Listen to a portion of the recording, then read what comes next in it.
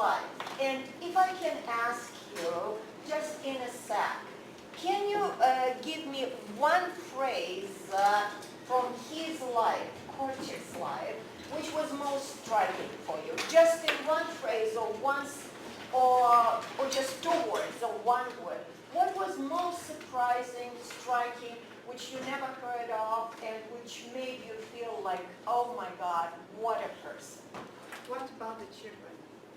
Children. What Okay. about the children? Yeah, what about the children? Okay. Anything else which you can recall? Or just whatever comes to your mind right away. Jane? It wasn't a surprise, but it was reinforced as love the child. Love. Not Okay. a child, but the child. Okay. Okay. Ronald? Just love all children rather than just your child. Okay. Love all children, not your own. Okay. Alice? Respect the children, and see them as people, not possessions. Not possessions. Okay. Claire? Yeah, I think his recognition of children as people in and of themselves in that moment. Okay. Okay. Judith? The foreigners, As foreigners. Okay. Children as foreigners in this world. Anyone else? Jacqueline? His compassion, and what stands out for me is when he's looking at the SS agent you're talking about out the window. Before Yeah, soldier. Just soldier. Yeah. And trying to think about what he was like as a child and what happened, Yeah. and trying to find compassion. Okay. Sigrid? I like that he was human. You. He has done great things, but at the same time, there's a recognition that there's also other things in his life, like, like when you were talking about he was never married, and you said, like, maybe he just never found a partner who could share the same vision, Yeah. or when he had struggles. I think that's what I kind of, like, it grounds him as a human being rather than someone who is, Not a monument. Yeah. Not a monument. A human being. Okay. Anyone else? I'm so sorry. Remind me of your name. Geza. Yeah. I thought it's really interesting that he went, like, he very much found his passion in children and went through, like, wanting to be a writer and a doctor and then just fully dedicated himself to Perfect. You connect with today. Okay. We'll stop there. Okay. So if you read his words about death on the screen. No, it's here, Jason. It's here on the screen. It's not the end. It's actually another life. So this another life we're going to talk about today. I thought it would be good to start with that, although it's death, but in his case. I was always thinking about what's left after the person is gone. For many people, it's just the dash between the date of birth and the date of death on the gravestone. But there are some lucky ones, like Korczak, when we're not talking about the dash or many dashes or many periods. We're talking about a huge impact on humanity. And such are just real people in many millions. So UNESCO called 2012 the year of Korczak. How many have their names attached to the year? Hardly. And what I want to bring to you today is how many hats can a person wear? Physically, one. Emotionally and psychologically, many. And some of them we already spoke about, some we just touched upon, some we didn't even mention. So we will try to talk about a few today.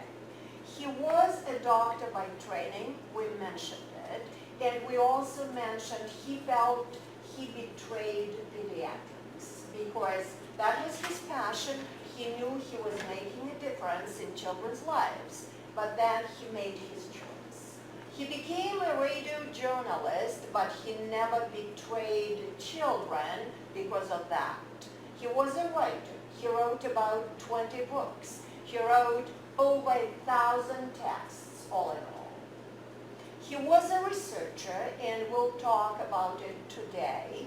He was a teacher of young teachers or teachers-to-be, which I'm going to talk about as well, which is fascinating for me, as this is my career, and I could never ever, frankly, find anyone who would be as talented and as unpredicted as Korczak was.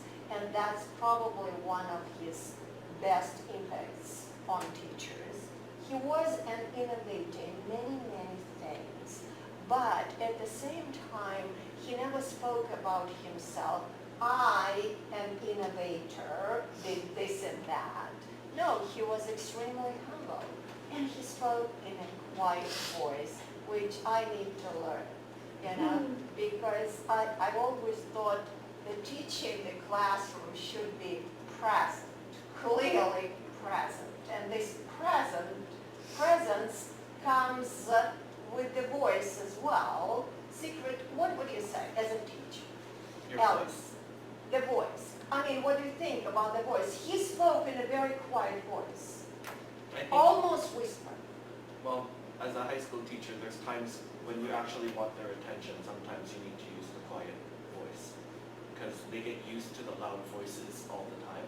Excellent. But when you start using the quiet voice, like, sometimes, like, I just whisper in the front, and then they start, especially when they're noisy. Then they And it freeze gets out. quiet in the Yeah. room. Yeah.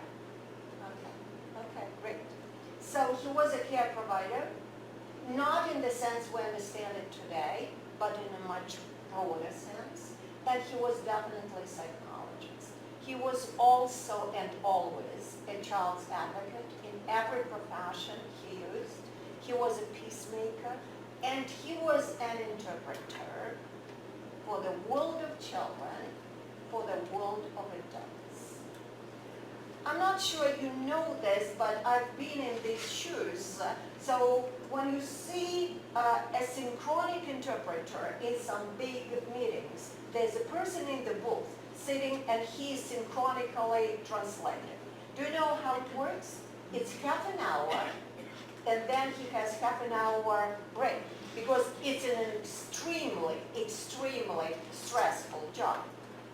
And many of them get a disease, which is a serious mental disease, because this is a split of personality. You listen to a person speaking, for example, in English, but you translate into Polish. And you have to be present, very clearly present, immediately in two realities, which is very difficult. And the disease is called schizophrenia. Korczak was the interpreter of the children's world to the world of adults without any breaks and without schizophrenia and without real good pay. Isn't it brilliant? If you compare it to the work of a professional who demands breaks, good lunch, good dinner, water, and good salary.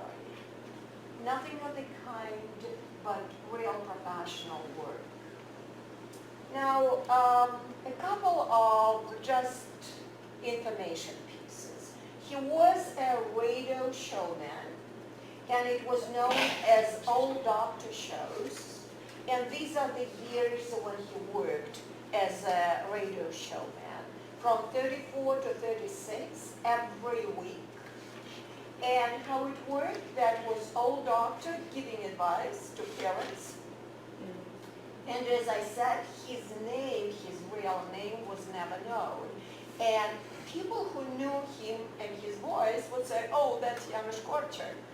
And because of that, hardly anyone knew that was a Jewish doctor, and that was a revelation for many people.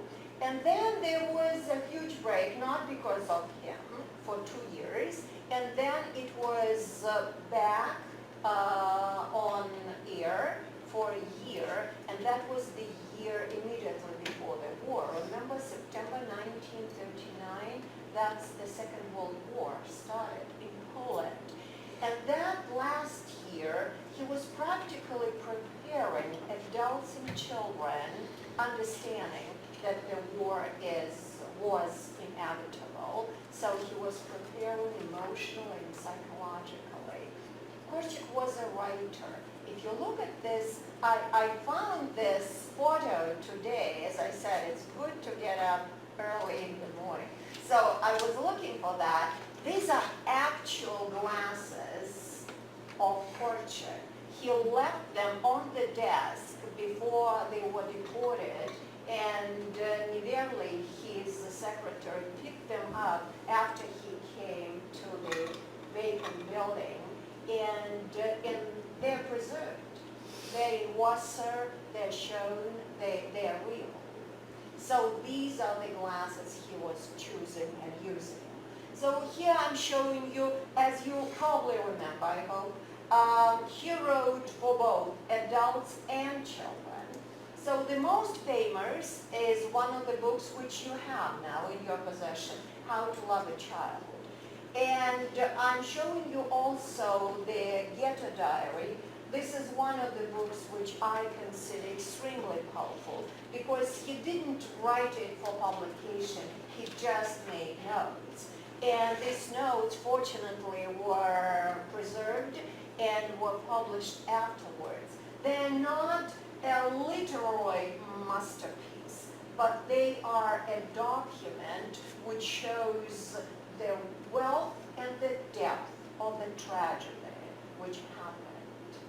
I can compare only to one document which I want to share with you because you probably would never have a chance to say to yourselves. You probably know about Leningrad's siege. Do you know that during the Second World War, Leningrad was in the circle of Nazi troops for over 300 days? So it's called a siege. So the city was absolutely blocked by the Nazis. And what happens inside such a city? Hunger. People die not because they are murdered or shot, but because they die of hunger. And first to go are usually children, women, most vulnerable. So I don't remember the exact number and I don't want to give you wrong numbers, but it's definitely over 500,000 people died of hunger. Stalin decided not to let Leningrad go, not to be occupied by Nazis. So Nazis never really were downtown Leningrad, but they did the worst. They kept it in the blockade, and because of that, people were dying. So on the cemetery, which is called Piskayovsky Cemetery, where all the civilians are buried, there's a small museum, and this museum has artifacts of those who perished, but some facts are kept there. So there are 10 notes from a diary of a little girl, 10 years old, and I saw that. It was many, many years ago, and to this day, I remember the feeling. So these are pages from a small, no, I'm not showing that. These are pages from a small notepad. On each page, there's one sentence and a date. And it goes like this. I don't remember the exact dates, but it doesn't matter. It goes like this. January 20th, my aunt died. January 21st, my mom died. January 22nd, my brother died. And it goes on like this. And the last note is, today I remained alone. Period. That's it. So I'm thinking diaries like this, artifacts like this, that is probably the most powerful weapon against Nazism today. When you see a child's diary which tells you I'm absolutely an orphan today. Why? Because no one took care of my family, of me. People ate people at that time. Dead bodies were everywhere in the streets because no one had energy and enough power to actually bury dead people. And when the child writes, today I'm left alone. So what would be the next note if somebody found her? Of course, a dead body. So the Korczak's diary, I think, is one of the most powerful documents against Nazism and neo-Nazism, which is happening today, as you know, I'm sure. When people say Holocaust did not happen in the history and Nazis were, in fact, nice people, quite educated, which is, again, a question about whether education brings morality together, probably. Korczak also wrote children's books, and we spoke about it. So King Mac I is the one on the right here. That's the original picture, if I'm not mistaken. And Korczak the Wizard is practically Harry Potter, but in a better version. Only Harry Potter is everybody knowing it, and Korczak the Wizard is kind of not known. I would strongly recommend it, especially if you work in classrooms where you work with children who would understand, I would say teenagers. That's a great book for reading. Korczak was a researcher, and let's read what he is saying.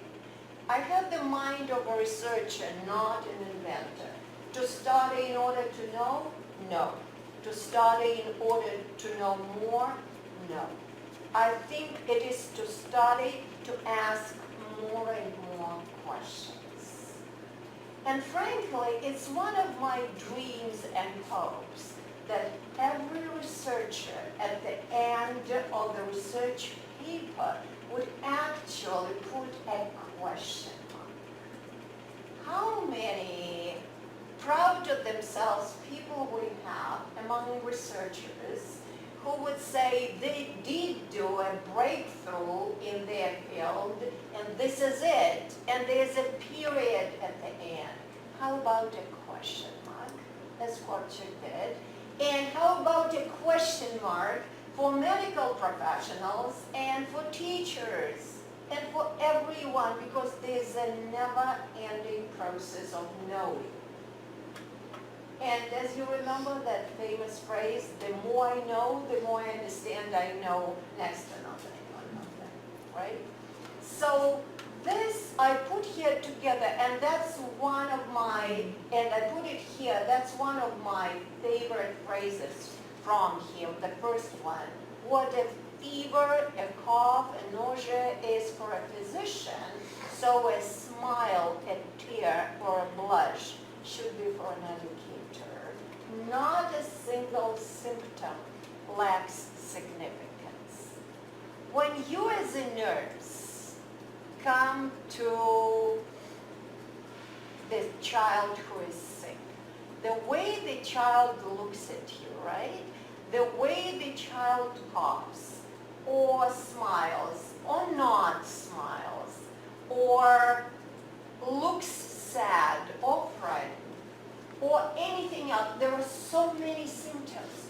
And the children who were in charge of Korczak, they were extremely lucky because the combination of a trained medical doctor and a teacher and an educator, that's the best of two worlds. How many mistakes current teachers wouldn't have done if they had the medical knowledge? How many mistakes they wouldn't have done if they knew that if the child cannot listen to very carefully, or jumps in the seat, or asks to go out to the restroom, it doesn't mean anything else, but there's a physical problem. There's a problem with his or her health. And it's not mischief, it's not bad behavior, it's not disrespect. He's talking about observations, and he's saying you need, as a teacher, observe the individual child, but how to do it. Many young teachers especially tell me, well, you know, I have the class full of kids. How can I observe each child? Can you share, any of you? How can you see each child in a group? Is it in fact possible?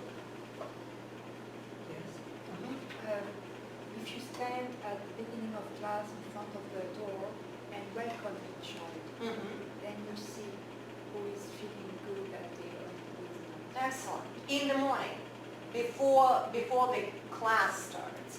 How else?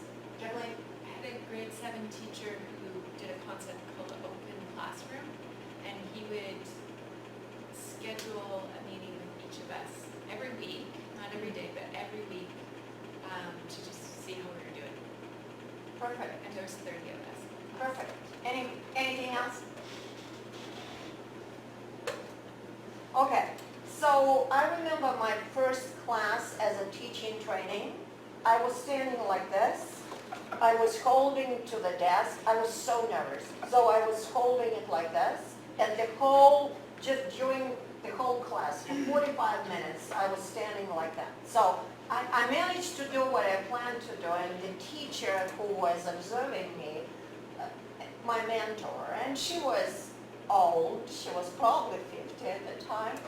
So, yeah, and at the end, when we discussed the class, she said, you know, everything was good, but don't you feel your fingers are probably aching now? I said, what do you mean? She said, well, look at your fingers. And they were kind of white bluish. And then I realized I was so nervous, I never made a step forward. Not because I was afraid of them, but it's just, you know, you hold to this. But I learned something during my life. So he's talking about children in many different ways, as you know, and I'm not going to bring all of them.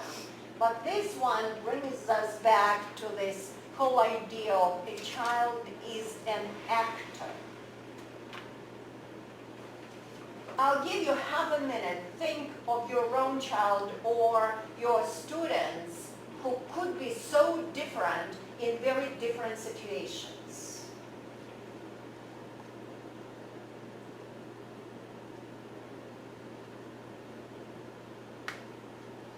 Do you want to share?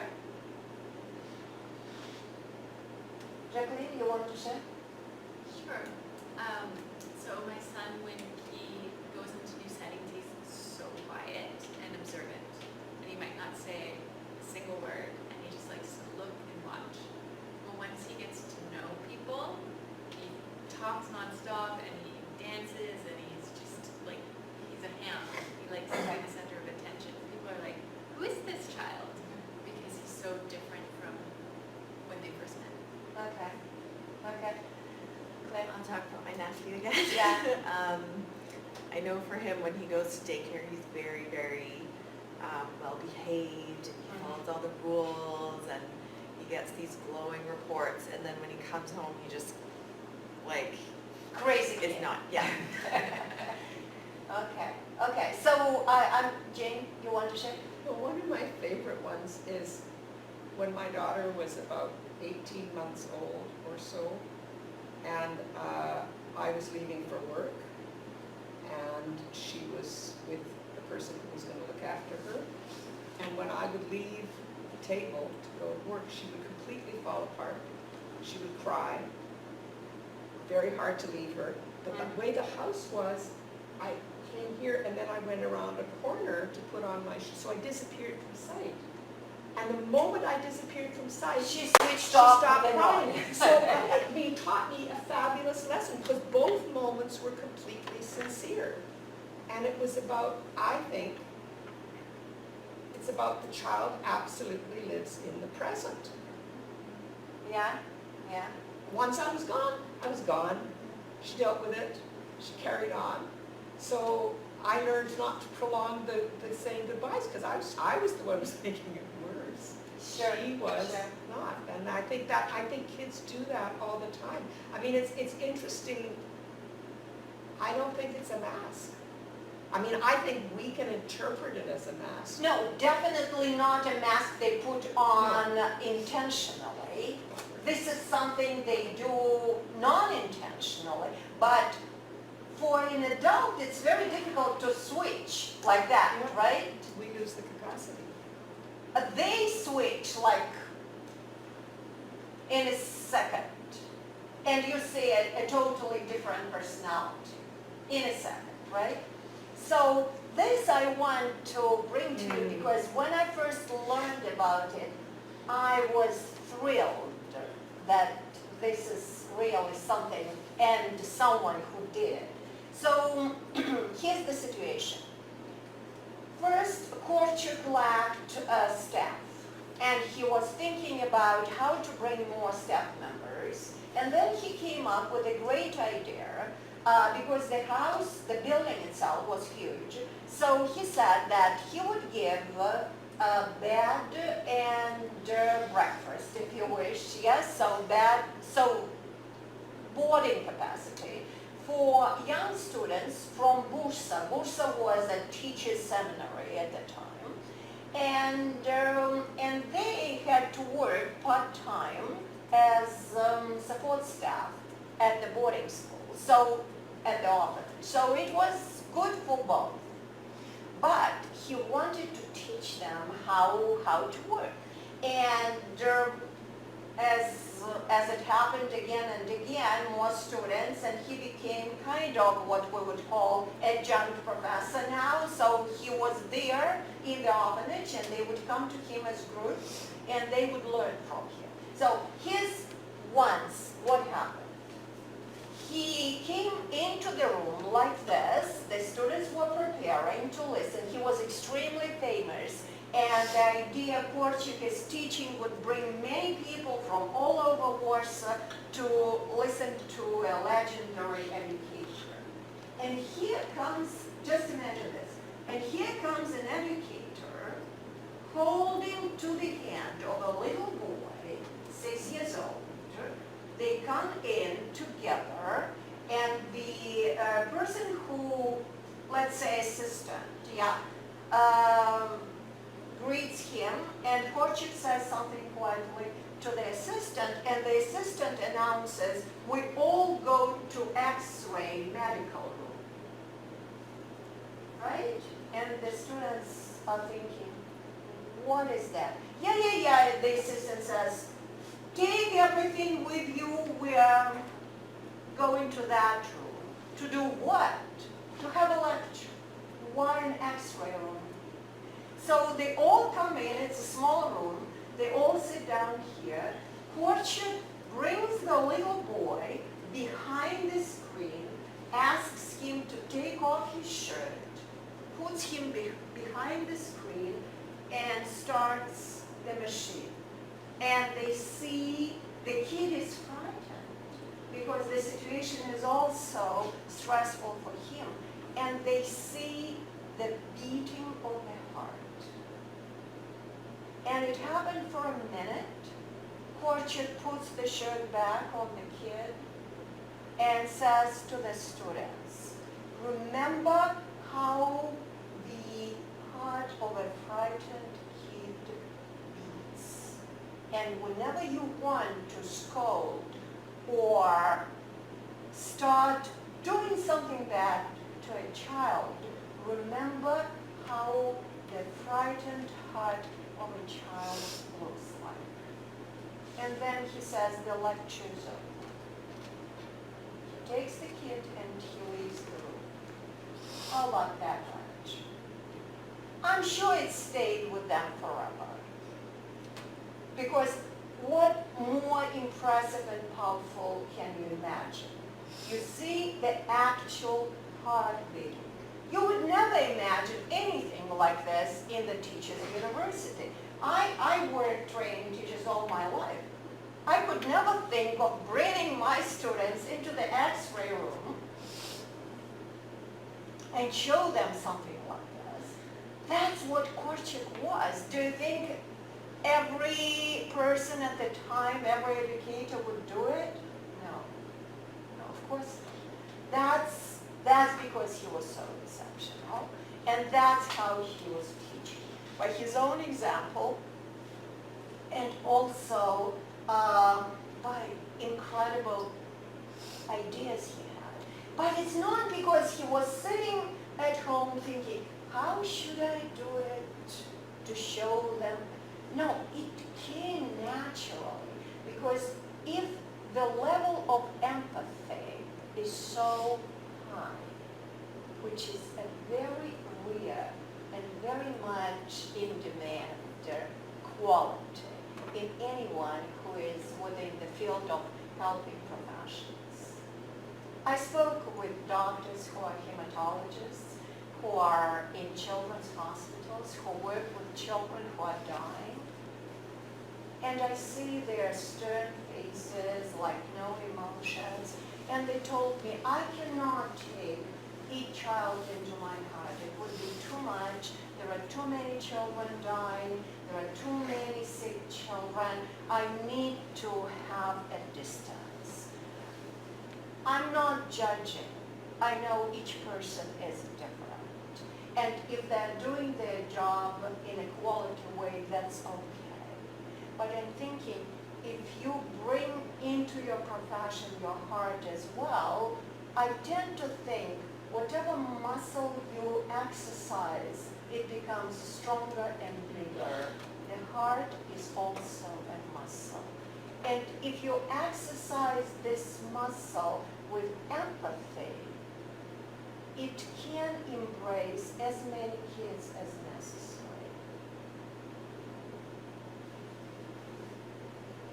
I tend to think a medical doctor, especially a pediatrician, or any medical professional without a heart should look for another job. Would you agree? And the same about teachers, of course, and anyone who works with kids. But this whole thing, because it's a non-stop discussion, we cannot bring everyone into our hearts because it's too much. But how about exercising this capacity and the muscle? The same about the brain. The moment we stop thinking and start judging, the brain gets, shrunk. The ability to think diminishes. That's why they say when people are old, they need to do puzzles, they need to do different things to exercise. So, as professionals and not still old, I'm embracing myself, we need to exercise all these capacitors. But among all of them, I think the heart is the most important. So, I wanted to leave you with this, let us demand respect, but I thought we had enough of that. But I thought this quote, which is not known, is absolutely incredible. Now, if you read carefully, especially on July 4th, the state requires patriotism. The church requires dogmatic faith. The school wants repetition of dubious truths. And the parents wants obedience. What kind of product can we expect? People with mediocre abilities.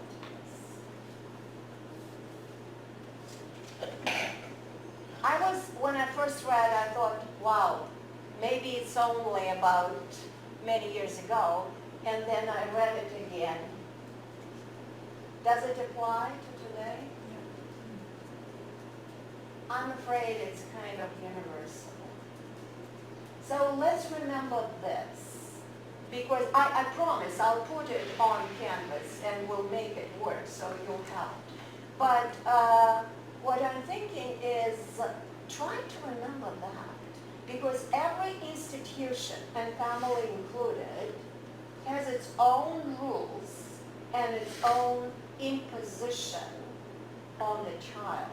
How many can a child endure? How much can a child take into himself or herself? No wonder they resist. So, talking about educational innovations, practically each of them, we would have a separate lecture next week, and we would have a great guy from Poland, from Warsaw, who is a Korczakian, who is a researcher. We will have a wonderful teacher from Pennsylvania, from the US, who does children's court in his school. So I'm not going to talk about that. I just wanted to bring it together for you to see that it was a real children's republic with its own parliament, its own court, its own flag, its own mailbox, where children who didn't want to protest openly would put a letter, and the letter could be anonymous, and in this letter they could express themselves, and meaning, I'm not happy with this or that, and that was also taken care of. So that was a real children's democracy, which we never achieved in any country on earth so far. Maybe. This is a woman who literally was his shadow, and who during many times, when he was at war, and he was in 4 wars, she was the one who was running the orphanage. If you look at the dates of birth and death, when I read about her before, many times, I thought she was extremely old. I seriously thought she was much older than he was. Now let's count. 56. She was gone together with the orphanage, of course, in Treblinka. She was the one who was the last in that procession of children. Korczak was leading the kids. She was the very last, helping those who couldn't walk fast. Stefa Wilczynska is from a very wealthy Jewish family who chose to be what she chose to be. She definitely loved Korczak as a woman. They never, as is known, they never had an affair. He didn't have interest in her as in a woman. And as you see, she was not a striking beauty. But for 200 kids at a time, and during years, thousands of children, she was their mother. For a long time, until she turned 42, she was Miss Stefa. And then one day, overnight, in the morning, she announced, as I am a woman of a certain age, and I have all of you as children, from this day on, you call me Madam. So in Polish, I think it's Pani, yeah, Pani Stefa. So no Miss anymore. I consider myself married to this orphanage and having all these children. So anyone who tried Miss never got a response. So children learned that since that time she was Pani Stefa. And she was their mother. If you think of being a mother to one child, it's hard. Being a mother to 200 children, she managed.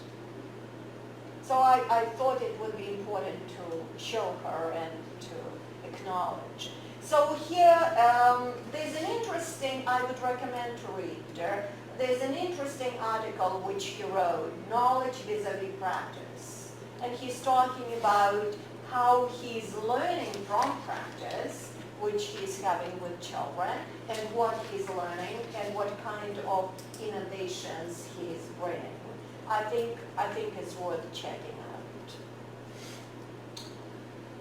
out. Korczak all his life was a humble student of life. Would you relate to this? His whole life he was studying. How many teachers would say to the students, now you are my students, I'm your teacher, you listen to me, I know better. Korczak was exactly the opposite. He was learning from the kids, from other people, from life, from books. He was learning all the time and from his own experience. And that's one of the calls which came from him to the students. Every teacher, the moment the teacher stops self-development, that's the death of a teaching career for this person. So I want to bring you to this book, which I mentioned several times, When I'm Little Again. This is a famous book. It's published, you can find it on Amazon, it's easy, it's not expensive. I strongly recommend to read it. I brought it today, so it's published like this, with two books in one. When I'm Little Again and The Child's Right to Respect. And in this edition, it's on Amazon, you can get it. I want to read two things from this book because I started choosing what to read to you, and I realized on every page I have my marks when I was reading, so it would be possible. So let me read this.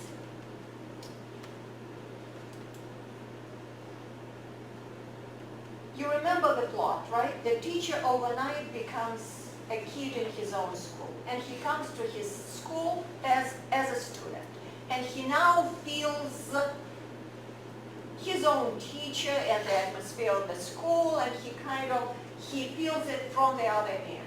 So he's talking about this, and we were talking about it with you, like a teacher would come and kind of pat a child, put a hand on the head or on the shoulder or hug, and he's saying, I don't like it when someone pets me or touches me. But now the teacher's hand felt cool and soft, and arm smiled. It's okay. Now about children's games.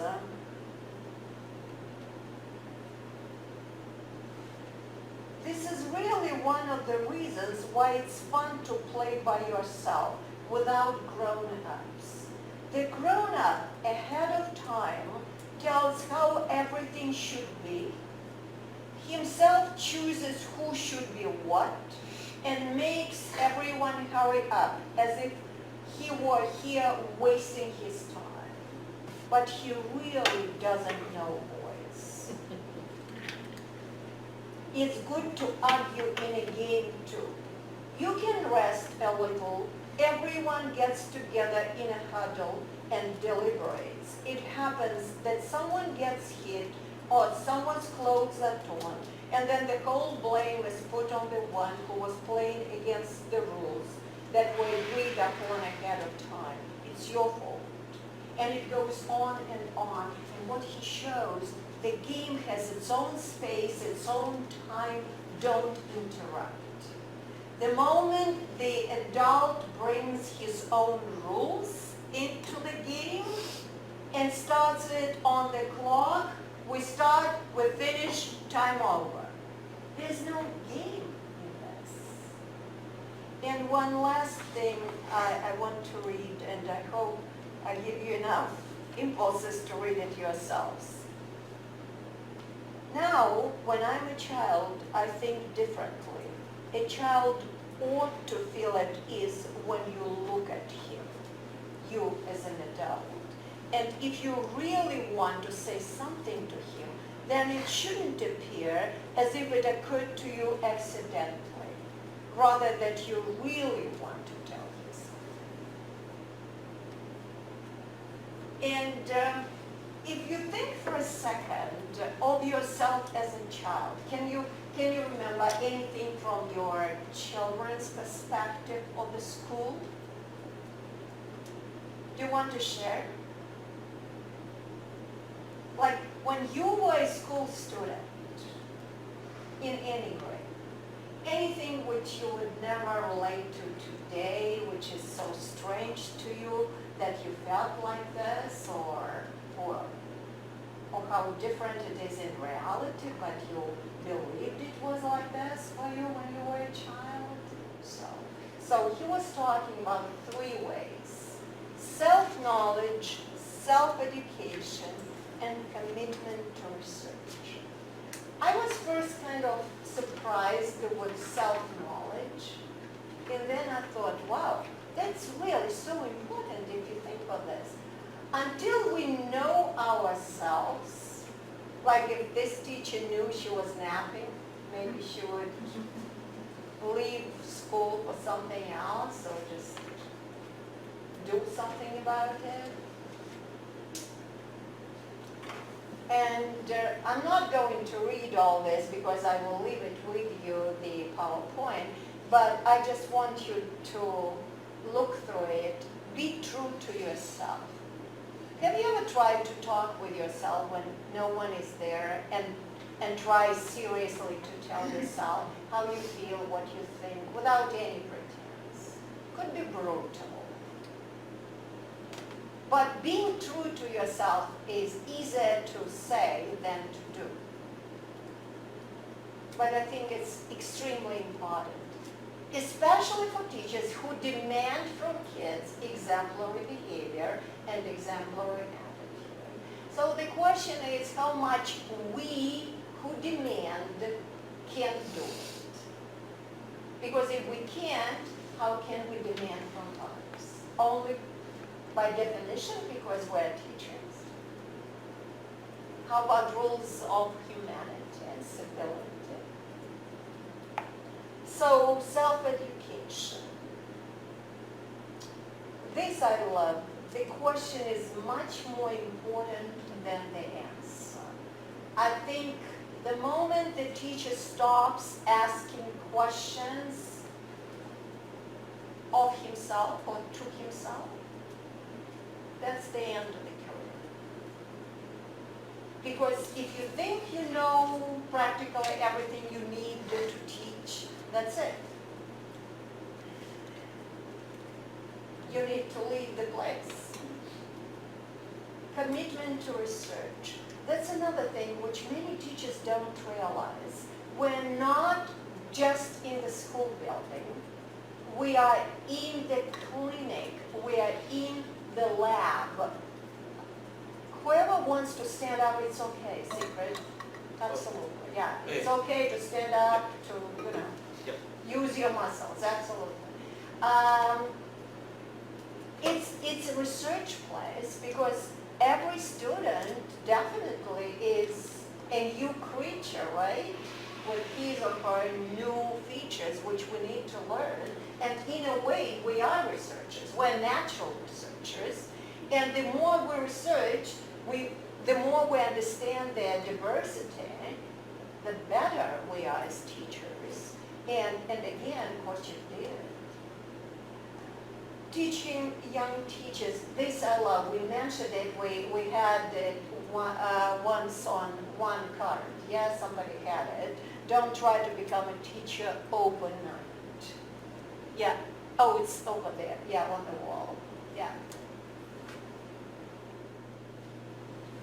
Hello, my name is Darshan Arvaiz. I'm a professor of psychology at the University of Notre Dame, and I'm happy to be able to talk to you about meeting basic needs and getting kids on track to fulfill their potential. Here's an outline of topics we'll discuss. First, our setting and the shifts that have gotten us where we are now, and what are appropriate baselines for who are human beings, what do they need to grow well, what does species normative development look like, and what does species atypical development look like, and then we apply ideas to the ethical classroom. How do we meet students' basic needs through our practices, and I present the model of raves, and then how do we get ourselves as human beings back on track. So here's the setting. We are in a big mess, and I'm focused on the United States because the United States tends to broadcast and export its ways to the rest of the world. So what does it look like in the USA? Well, human well-being is on the decline. We've got rising cases of mental illness in the last decades. Violence and suicide rates are up. People under age 50, and this is in 2013, are at a health disadvantage compared to the other advanced nations, 16 of them. U.S. lifespan has shrunk for the last few years. Child well-being tends to rank near the bottom of advanced nations as well. So humanity is not doing very well. But at the same time, Earth systems are breaking down. We have climate instability, global warming, melting of ice caps and glaciers, massive ecological disruption from human activity virtually everywhere on the planet. Our oceans are being emptied of fish and being filled with plastic. And we have really a biological annihilation going on. That means biodiversity going downhill. So just a recent report said that a million species will disappear in the next few years. Well, the idea of shifting baselines is one from oceanography, where they noticed that people who, marine biologists, for example, thought that whatever the oceans were like when they were kids was normal. That's the normal rate, or number of fish and health, etc. But actually then, if you think only in one generation, you miss what's happening across generations. And that's what's happening here, I think, with human well-being. We've shifted our child-raising practices in a negative direction, number one there, which turns out to affect our neurobiology in a negative way. And number three, our adults and how they behave, how well they are, how moral they are, what kind of morality they have, and then the kind of culture, number four, that those adults foster, and the narratives and stories they attend to. So we've shifted baselines in all these areas, and they're all interrelated. And the hopeful thing is that we can intervene at any point in any of these, at any of these levels. Where do we start? How do we address the problems? Well, we have to understand what our baselines are for those elements that I just mentioned, and I'm going to focus in on our children, human children. What do children need for optimal development? Well, a lot of people think that animal needs for warmth and nourishment, shelter, protection, that's all you need to raise a baby. But they don't know, they forgot, they've been misraised themselves, and they forget that we are mammals and we need lots of affection, pretty much 24/7 in early life, and lots of play, interactive play with others. We're also social mammals, which means we need extensive bonding with more than mom, with several people, and we need community support throughout our lives in order to behave well, to feel connected, to have our basic needs met. We also are human beings, and we need more than that even. We need to have intersubjectivity, that shared mind meld, that shared understanding with multiple adults when we're children. And we need to be immersed in communal rituals, rituals that keep us calm, that keep us connected, that keep us in community. We need apprenticeship in adult activities, many years of observation and practice, so that we can actually become cooperative adults. And we need stories or narratives that guide our behavior, that guide our imagination, so we focus on the right things. And this is the kind of external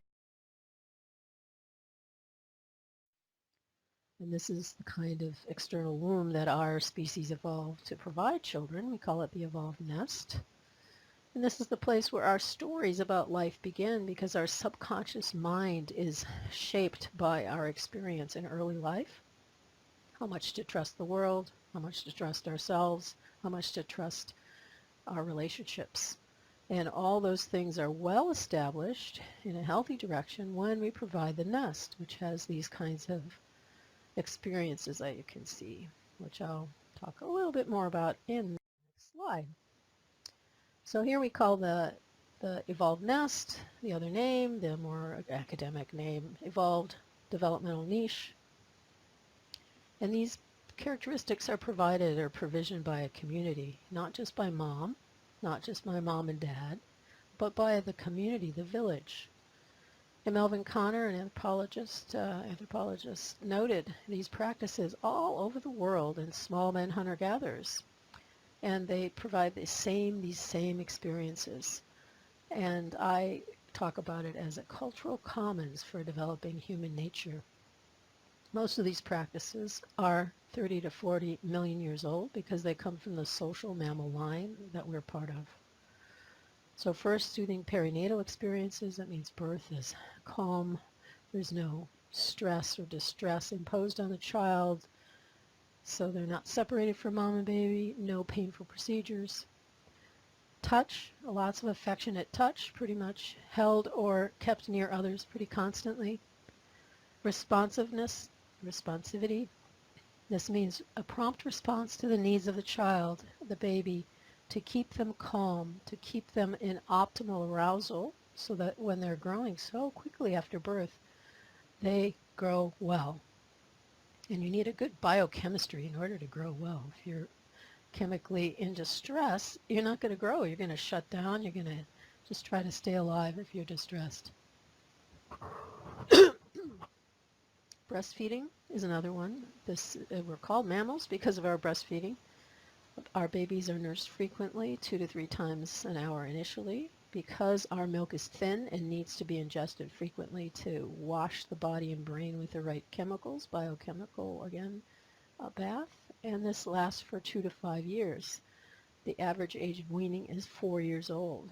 Oh my God, you say, oh, can that be? I can't imagine it. Well, it's because the breast milk has thousands of ingredients, including the immunoglobulins to build the immune system, and it takes about that long for it to reach adult levels.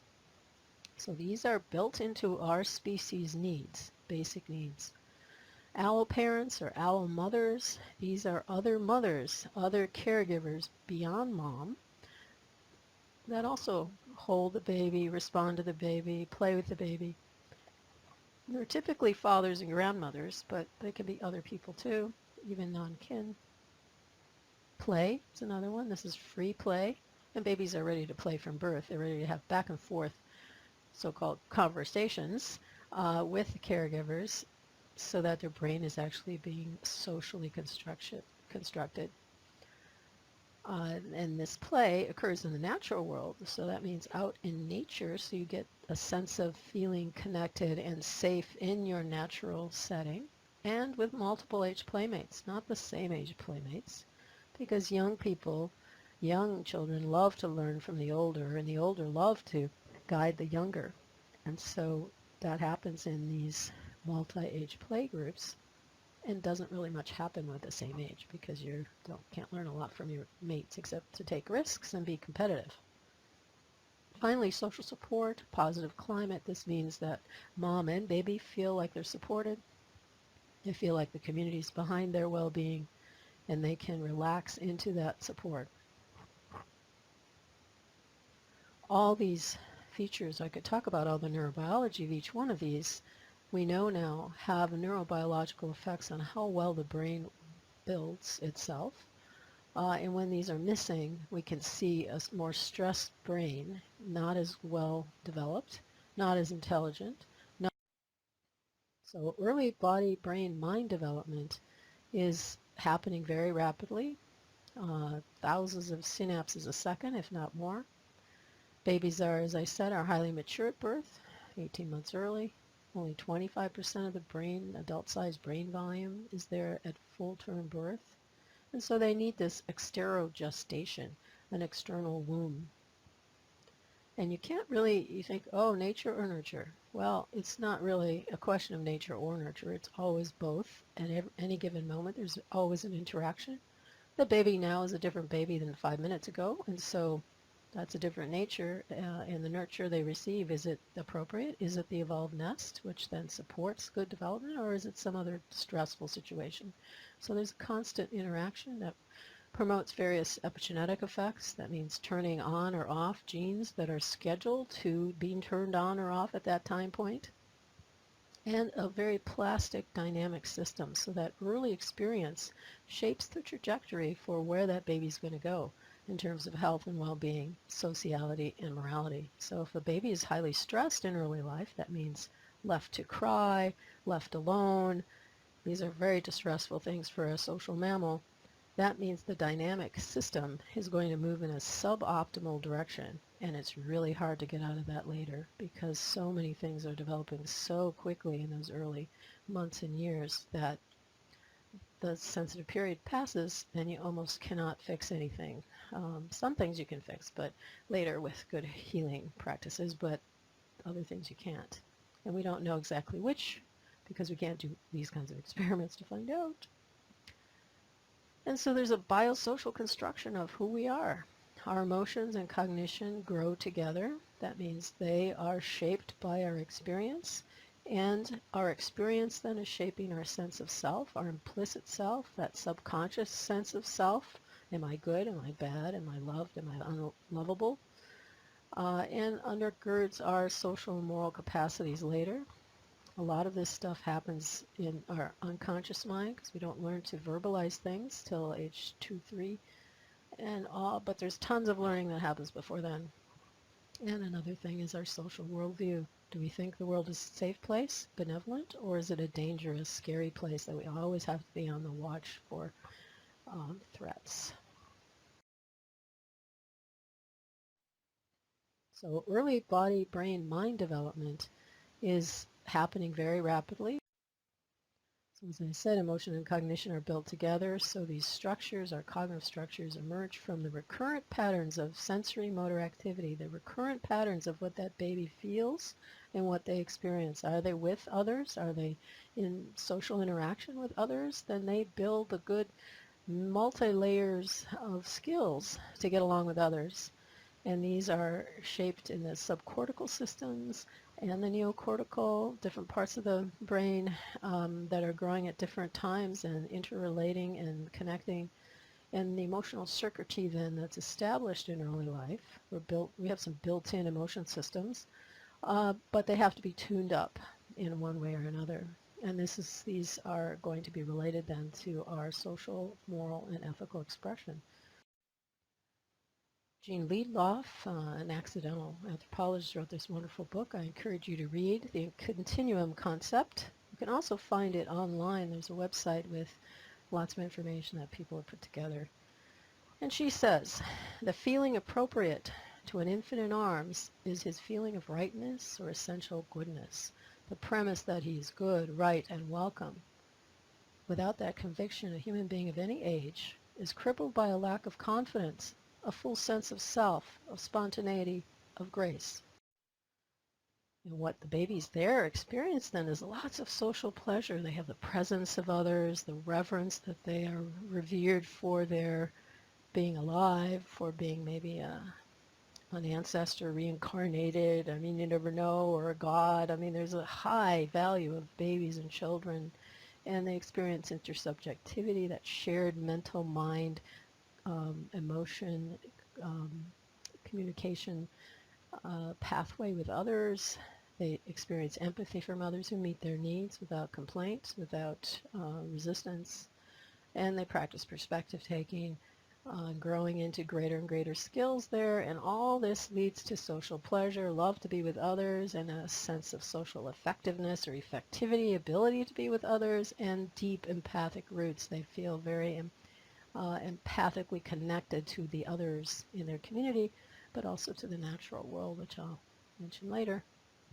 And so the neurobiology of the child is shaped accordingly from the bottom up here. Core self feels competent. I am competent. I can trust others, self, in the world.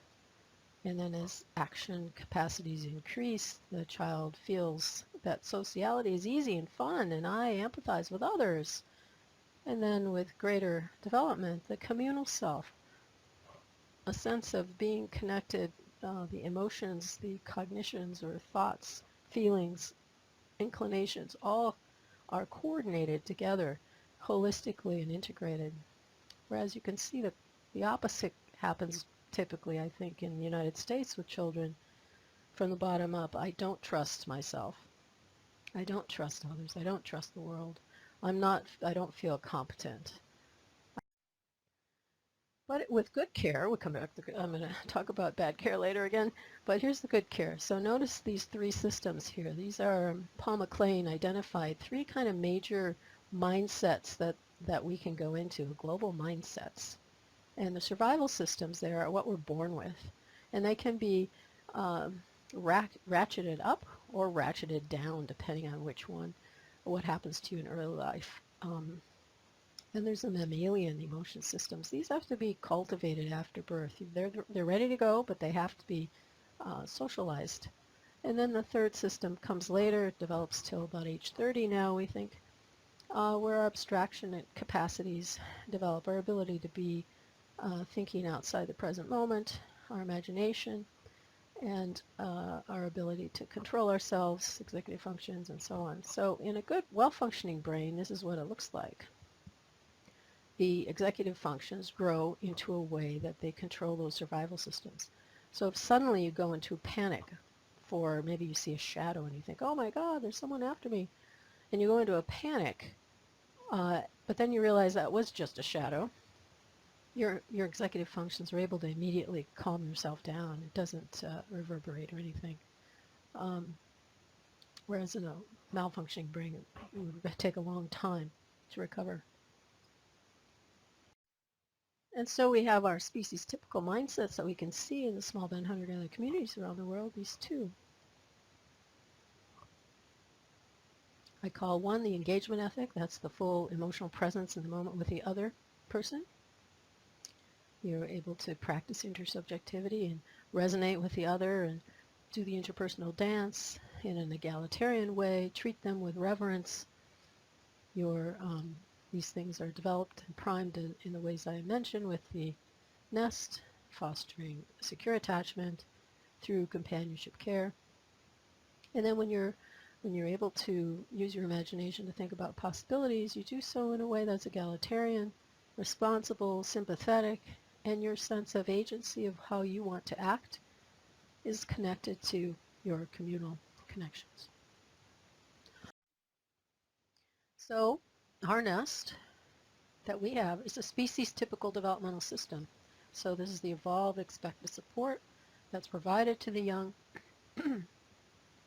And when that happens to you, we should expect a species-typical outcome, a smart, effective creature. And so that's what I've been talking about. What's a species-typical outcome? And that kind of early experience looks like this in many ways. Lots of caring, touching, holding, responsiveness, closeness. But what happens when you move to societies that treat their young like this?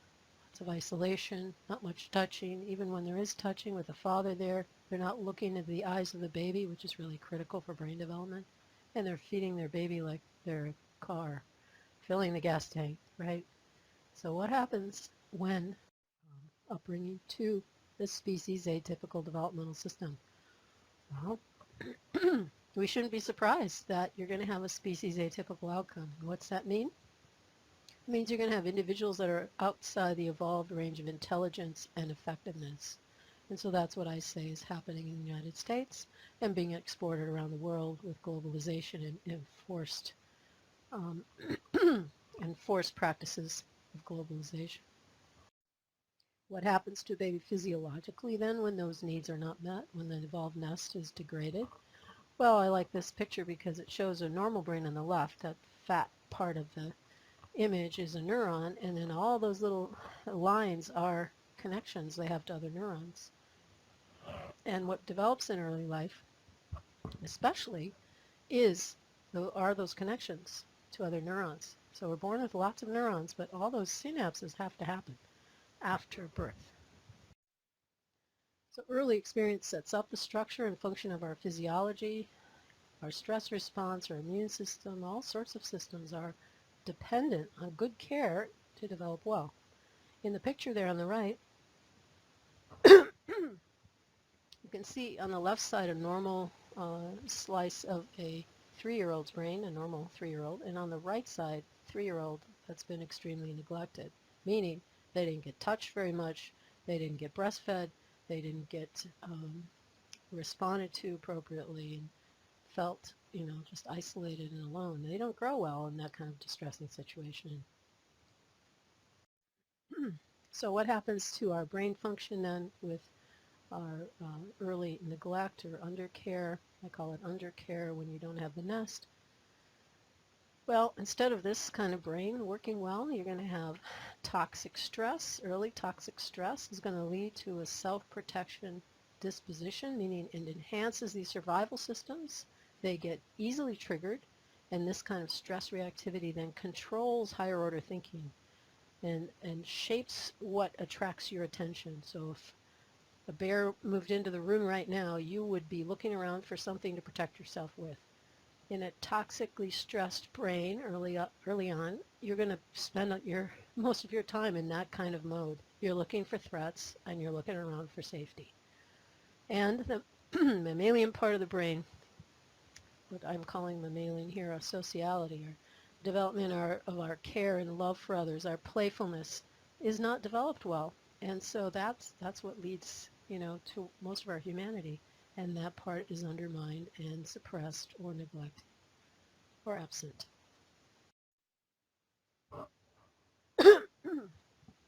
So instead of having those species typical, and your imagination is all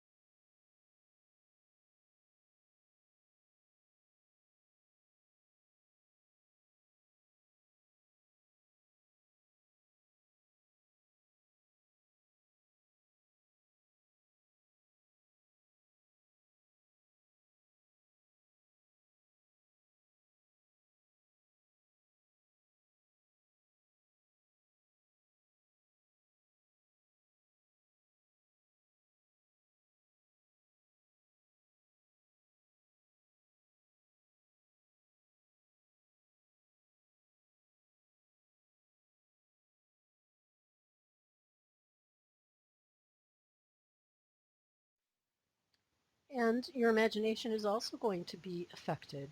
So your imagination, those higher order thinking capacities, are going to be impaired with emotion distortion, your stress reactivity, your sense of deep separation and distrust, and you're going to be susceptible to the dangerous ideas that Idelson pointed out. A sense of superiority, because you have to be one up to be good, right? One down is not good. So you have to feel superior. You're going to feel distrusting. You're going to feel vulnerable. And you feel like an injustice. You feel a deep sense of injustice because, of course, you didn't get your needs met. And you feel helpless because you don't have all the skills you need to live well. And then you'll have two basic types of self-protective imagination on the next page. Vicious imagination, this is where you want to control others. You have a deep sense of distrust and want to dominate others in one way or another, showing how smart you are, for example. And you're going to be unegalitarian because you don't know anything else. And the other option is the more detached, emotionally disconnected way of being, fostering your intellect, which unfortunately is what we emphasize in school most of the time. So it promotes a lack of attuned relationship to the other. It's emotionally cool or cold. You don't want to feel anything. Yeah, don't feel your feelings, students. Don't look out the window and like the bird out there, the tree. Don't think about that. Focus here, inside in the classroom, on categorizing things, right? Then you end up stereotyping because you don't know any better. You haven't had enough life experience with real life experience to know that every situation is unique. It's not stereotypical. And you learn to objectify and dissect and order things, decontextualize everything. So you take it away from its own relationships and consequences of whatever it is you're studying. And you want to control and have power over objects, like firm answers, and calculate utility of people and things. You want to exploit everything and innovate without a sense of consequence because you don't have those deep empathy roots. And So what's happened then is we've ignored our multiple inheritances, which includes the nest, the evolved nest, and throughout life now we stress children, especially early on, and put them on trajectories that are suboptimal. And with every one of these components of the nest and basic needs unmet, every one missing is a risk factor that can lead to a self-focused personality as you develop, instead of the other inclusive personality, which is what happens in our species normal trajectory. So what happens now is, well, there's two ways here. This is neuroception. So in each situation, you come to that situation and you decide whether you feel safe or not safe. So on the left side is the safe feeling. You see at the bottom. And when you feel safe, you'll approach whatever it is that is. You'll relax. You'll attune to whatever that situation is. You'll read social communications easily. You'll make meaning socially. And on the right side, you see they're unsafe. If you come to a situation you feel unsafe, you're going to feel mobilized for fight or flight, or immobilized if that's not going to work, you freeze or faint, and you hide yourself. So you go into a safety mode. Now these things can happen bottom up as you move from situation to situation, but they can also happen top down. That's the top of the diagram. So if you have a story that tells you that green people are dangerous, then that top-down belief is going to push you over into the safety side when you see a green person. And so you alleviate your stress by using your script or your stereotype to reassure yourself how superior you are and how right you are.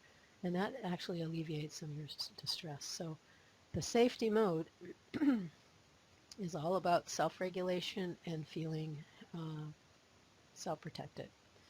What do we do now? We've got a lot of kids that are coming in with the defensive modes. They are not well. They have not been well cared for, and in part because their parents are told they're not supposed to pay attention to babies' needs very much, let them cry, etc., or because their parents have been so distressed at the time of the child's raising, or their parents were also neglected, and so they don't have any sense of how to raise a baby well or what the evolved nest requires.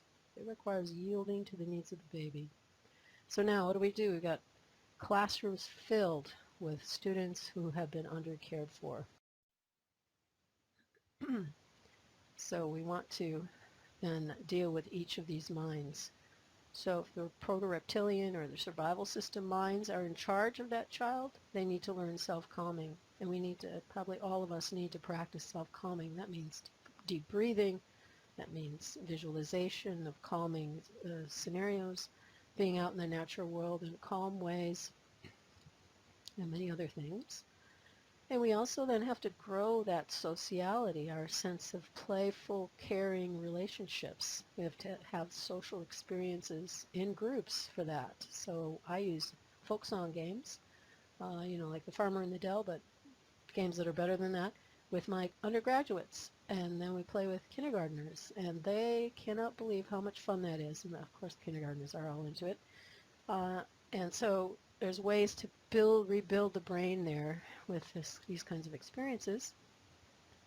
And then for our imaginations, we need to build communal imagination, to always be talking to our students about how we're connected to the community, we're connected, and the community cares about us, and to always emphasize relational connection.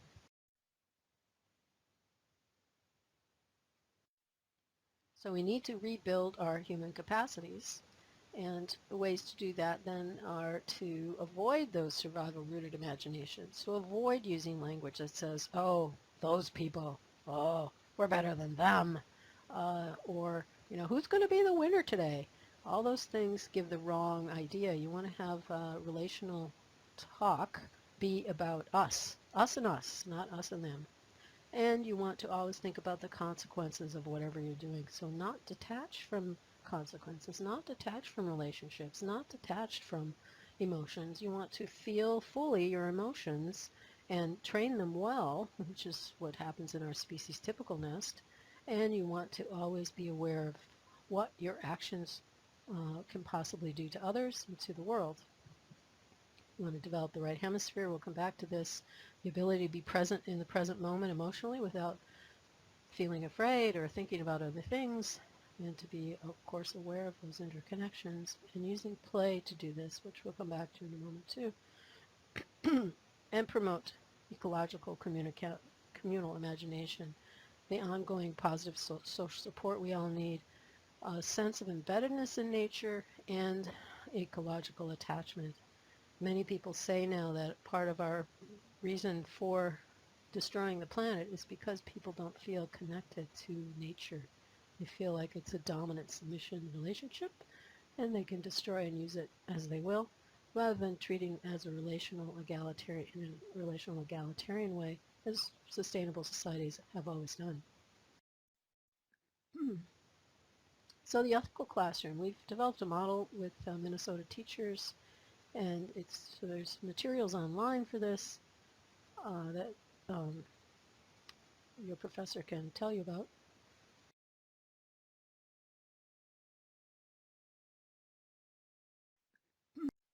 So we developed this model.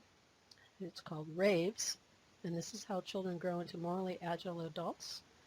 R for relationships, A for apprenticeship, V for virtuous models, E for ethical skills, S for self-authorship. So let's go through it.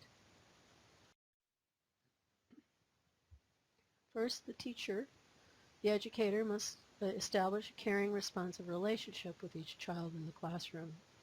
I know this is kind of hard when you have hundreds of students in high school, but certainly you can do various things that help them feel like that you care about them, such as greeting them at the door in the way they like, for example. But what a caring, responsive relationship looks like is that it engages the emotions. It's not just about intellect. It's not just about thinking and training, learning facts, but it's actually engaging your emotions. What does that child care about? And how do we help that child develop their emotions well? It fosters a secure attachment. Secure attachment means that the child can feel that you are trustworthy, that you care about them, that you're not going to betray them. This builds a bridge for instruction. Secures the child's attention and establishes a line of influence. If they don't feel securely attached to the teacher, then you may never reach that child. Depends. And then a physiological orientation towards relational attunement. So letting the student learn the physiology of connection if they haven't learned it, which is a sense of calmness in relationships. So holding hands in circles can help. If someone's calm, their calmness can be transferred via the hand to the other person. And so there's different things to do, and each teacher will do them differently. And it may take longer with some students to develop these relationships. And then beyond the individual teacher-to-student relationship, we need to have a social climate in the classroom that's also supportive. So you want to keep members calm, help them learn to get along, so to learn face-to-face relational engagement, encouraging pro-social imagination. How can we do this to help others? How can we think of new ways to help others? Individual positive purpose, enhancing your own human potential for the good of the community, and then meeting basic needs, which have been identified by others important for thriving and flourishing in human beings. Belonging, in the sense that you belong to the group, that you are welcome, accepted, you have an effect. Autonomy, that you have choices to make, that you are not coerced into your behaviors. Self-enhancement, that you can grow yourself in ways that you want to. Trust, that you trust that the community is a safe place to be, and that you can make meaningful information, meaningful stories, meaningful patterns of understanding.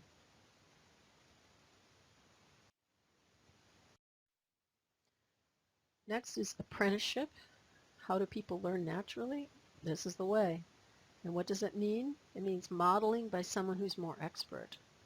This person, like you, the teacher, thinks aloud while solving problems, coaches the student on solving problems, explains at the same time as authentic experience while they're doing things to explain the reasoning, the meaning.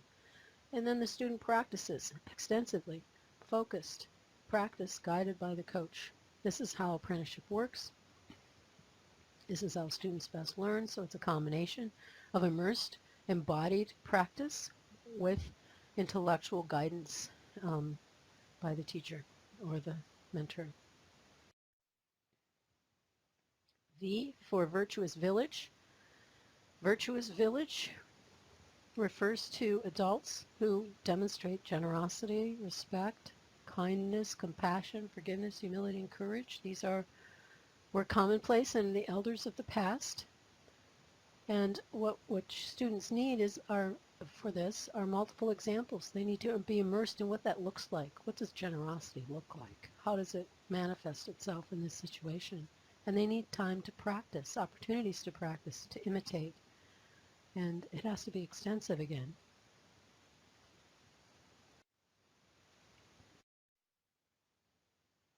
The virtuous village provides a positive social climate. That means within the family, within the classroom, there are more positive than negative emotions that are felt and expressed. There's more joy, serenity, or expansiveness, and less about sadness, anger, fear, humiliation. So of course there's emotion there, but it's more of the positive emotions. But when sadness or anger or fear or humiliation come up, they're dealt with properly. And in our studies, we find that adults report more of these positive emotions in childhood, are more securely attached, mentally healthier, less distressed, and less likely to go into that self-protective mode of getting along with others or morality. In a positive social climate, the individual feels loved, cherished, appreciated, and is able to create positive reactions to others and has deep friendship with at least one other person. So that's the kind of schools we want to foster, if not classrooms. Our human heritage is to spend a lot of time in social play, and this is a healing experience. So as much as possible to have as much social play within the classroom or school setting is great. So this means an ongoing social engagement of singing together, dancing together, laughing and teasing, telling jokes and stories, and relaxing in various ways. Now, physiologically, of course, this is going to boost oxytocin, prolactin, serotonin, and all the relaxing hormones that keep us tuned in and really in a moral mood, a social moral mood. And finally, the virtuous elders and the virtuous village provide stories as well as safety and support.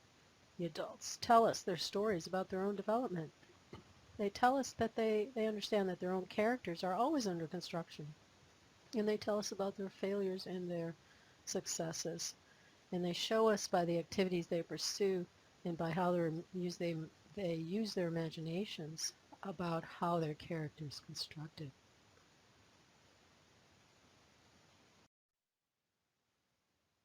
Stories shape what we believe about ourselves and the world. They guide our actions. And children learn whom they can or should become from the stories we tell them. So in babyhood, it's by the way we treat them. They learn whether they're lovable or unlovable, whether the world is safe or not. And then later in school, the stories we tell them also gives them notions and give them pathways to become more of themselves, more human. They internalize these stories by how we treat them as well. E for ethical skills. This is a toolbox we've created, lots of materials online and in books. These are the ethical skills that a classroom can embed in regular instruction. Ethical sensitivity, judgment, focus, and action. So those are the ethical expertises. And now finally, S, self-authorship. In this case, to be a virtuous individual, to be a well-functioning person, you have to be autonomous enough to monitor your own choices. And young people can't do this. They need mentors. They need mentors for a long, long time. Aristotle, a well-known philosopher, said it's about age 30 when you can start mentoring yourself. But before then, we all need help. And then once developed, they must be maintained. These virtues must be maintained by what friends we select, what activities we select, what environments we put ourselves into. So that's what we learn after age 30, hopefully with a lot of help before then. But before then, the adults, the mentors, have to help students, have to help young people select friends, activities, and environments, because their brain isn't fully developed. They don't have enough life experience either.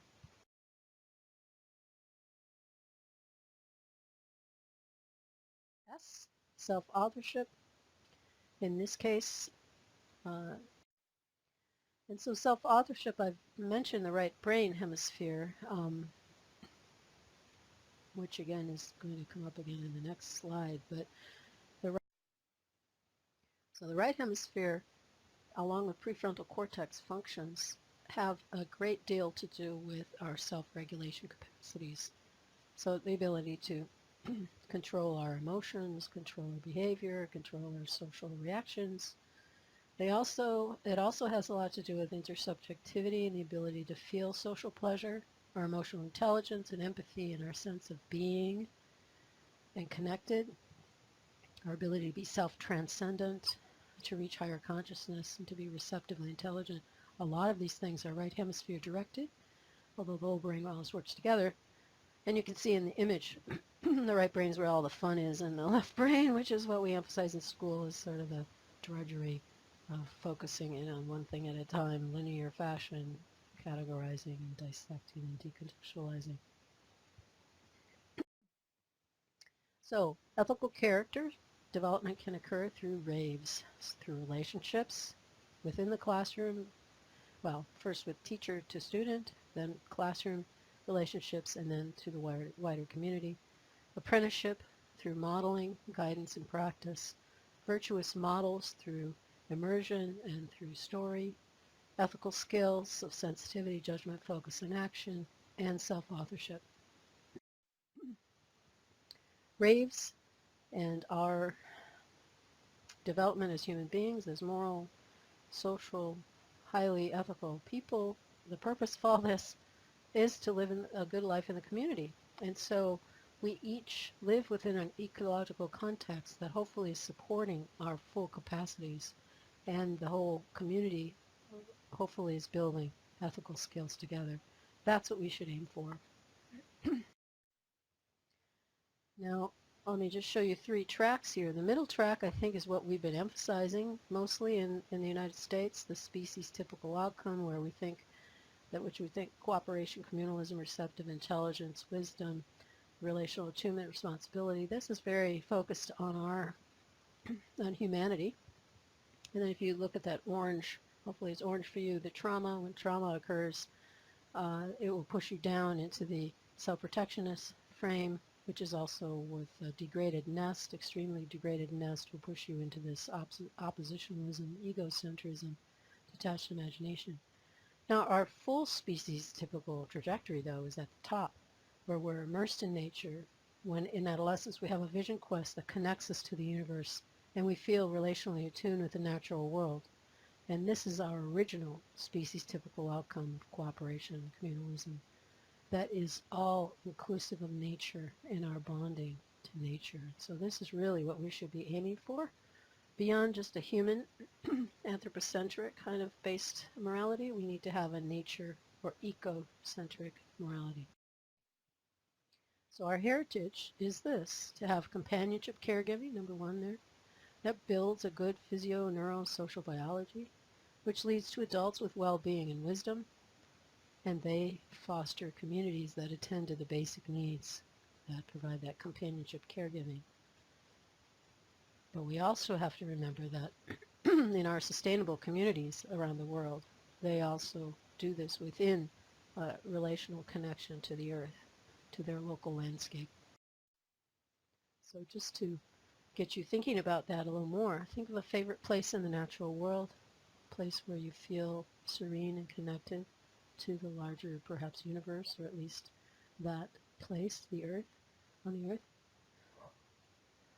And let yourself feel those heart feelings of connection. Feel it from the heart center and bonding out to that place, and feel the energy sharing you have with that place.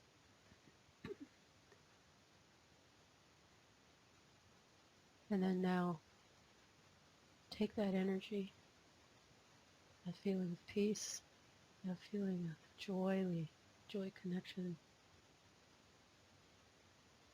expand it to your whole body, expand it to a circle, a bubble around you, and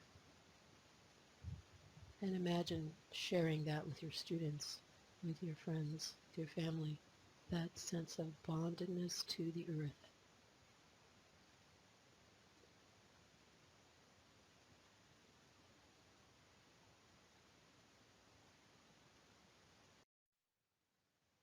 So we want to build this kind of ecological attachment, earth-based wisdom. Aldo Leopold, who started out as a not in this orientation, but came to it from his experiences in the natural world, he said, "A thing is right when it tends to preserve the integrity, stability, and beauty of the biotic community. It is wrong when it tends otherwise." So this is ecological wisdom. This is ethical, ecological wisdom, which I think we need to return to if we're going to save our species and turn things around. In Our Stories Matter, David Korten noted that we are dominated by the story of sacred money and markets right now, and we need to return it to, as most societies have, in the past at least, to the sacred life and living earth story, to understand that we are connected, we are part of the earth, we are responsible to be respectful of earth systems, of earth, of the more than human, that keep us alive. We depend on the earth. The earth does not depend on us. So our heritage we can return to, a cycle of cooperative companionship. And it starts at every level, including the classroom. Your books that we've written. Guys, hello. So here are the high school students from Duke Hill Secondary School, sure, and Elizabeth Council from this school. Welcome everybody. And please feel free, set it up the way you need it. Unfortunately, they set everything up downstairs, but bringing all the equipment downstairs would be too much. So you'll need to reconnect here. So you have 5 minutes. I just want to hear, what do you think of this? Yeah, to process, right. And the only thing I should say, I'm really blessed to have her as a friend and a colleague. She's absolutely incredible, and she's quite unique.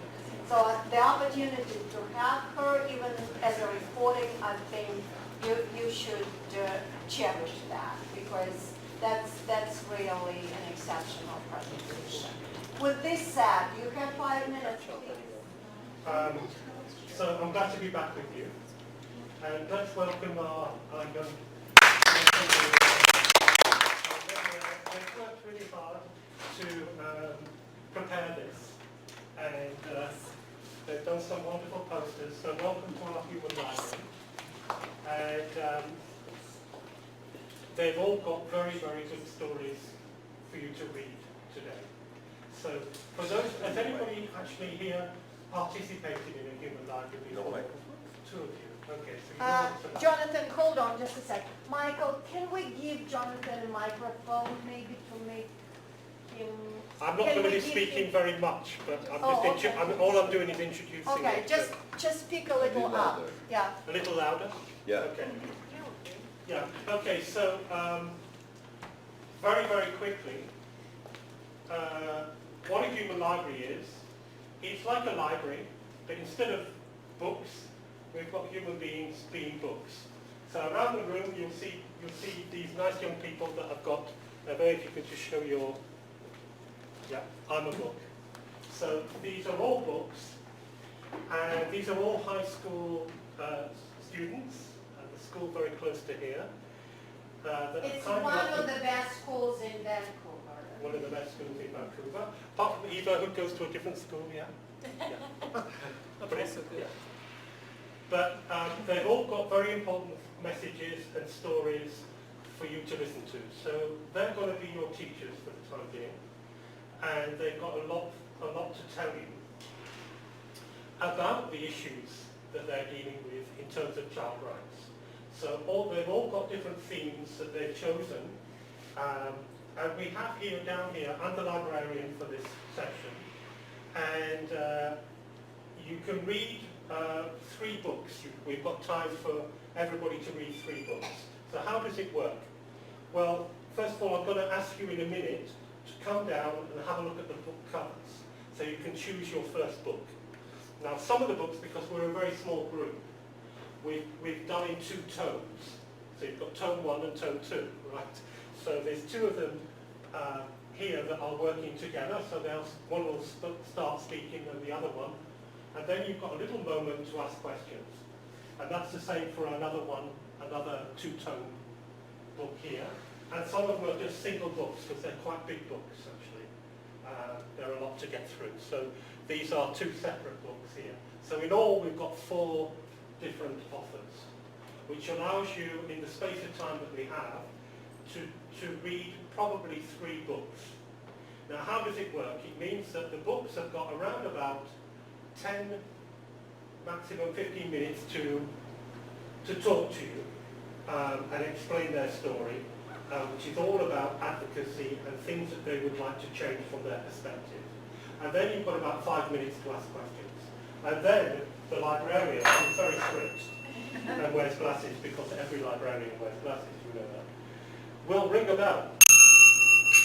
And they'll say, excuse me, there are other people that want to read this book, so please put it back on the shelf, and you can read another book. And then you can go to anywhere you like and read another book. Is that okay? So after lunch, so as Tatiana said, the students will stay with us for lunch, so you can carry on talking with them at lunchtime. But after lunch, we'll be doing a debriefing session together with the young people that will be here to also debrief with us. All right? Jonathan, So, if you allow me, so because the schedule was done by Tatiana allows the schedule to be flexible. So let's not press ourselves with time. Okay. We are absolutely okay. Okay. Yeah? And if you, the students, are okay with staying a little longer, are you or not, Elizabeth? Is it okay? Yeah? So I have them booked until 2. okay. So if it goes a tiny bit Perfect. after 2, that's what you're Perfect. asking? yeah, could we stay a bit later than 2? If you needed to, yes. Okay. Well, Okay. those who can't, then you can. Right. But what I'm saying is, let's not be very That's pushy, not- that's because not I okay. think it's really important, Thank you. right? That is the Yeah. first time Tatiana has said that to me. She usually says the other way around. It's their I'm learning a new good- side to Tatiana's management. So. Jonathan, when it's 2 tomes, is that count as 1 book or 2 books? Yeah, it counts as 1 book, but they're in 2 tomes. So, Yeah. so 2 people, so for example, over here, we have a book in 2 tomes. Yeah. It's on a similar subject, but they have different perspectives on that subject. So we regrouped them to do with that subject. But they'll have their own time to talk to you, and then you can ask questions to both of them. Okay? So, Can you start with tome 2? Or Sorry? you have to start with tome 1, right? Well, they're together, they're complementary, it's just, they're complementary tone is subjects. really just vernacular around it. Yeah? Okay. You'll understand when you're involved in it. So, is there any more questions? Do you understand the process? Jonathan, can I introduce the Yes? Can I introduce the kids? Can you? Can I introduce the kids? Of course, Yes, of course, Elizabeth, yes, okay, yes, please. Yes. please So do. in the back, we have Joanne Park. Here we have Mikhail and Karen. To Jonathan's left, we have Ava. And in the back corner, we have Claire and Sean. And I hope you like their posters, because they've been busy doing their posters to illustrate visually what they're going to be talking about as well. So what I'm going to invite you to do now is to, oh, by the way, when the bell rings, I'm going to be, as I say, a strict librarian. So I'm going to say, no, you can't sit there, you have to move on. And that's what happens in libraries. But the difference between A human library and a book library is that normally book libraries you should be very quiet. In human libraries there'll be a lot of talking. Okay? So if you'd like to come down and just have a look at to start off with, to have a look at what the books are on offer, and then you can go straight away to choose your book. Okay. Oh.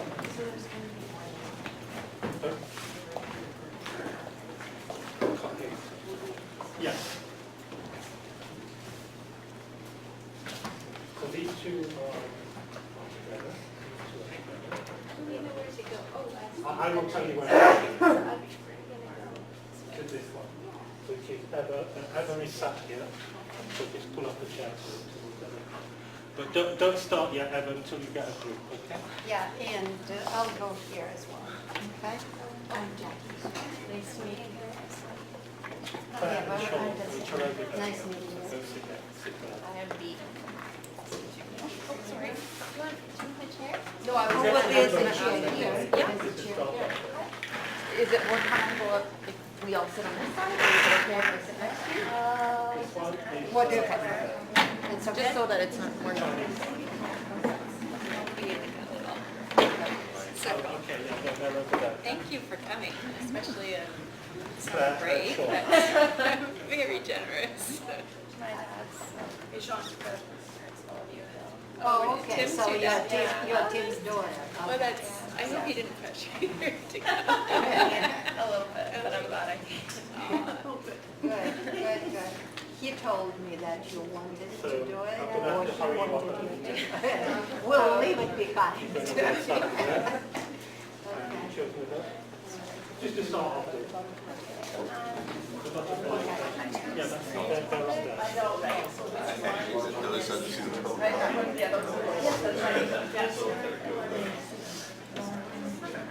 They're all really good. Start with this one.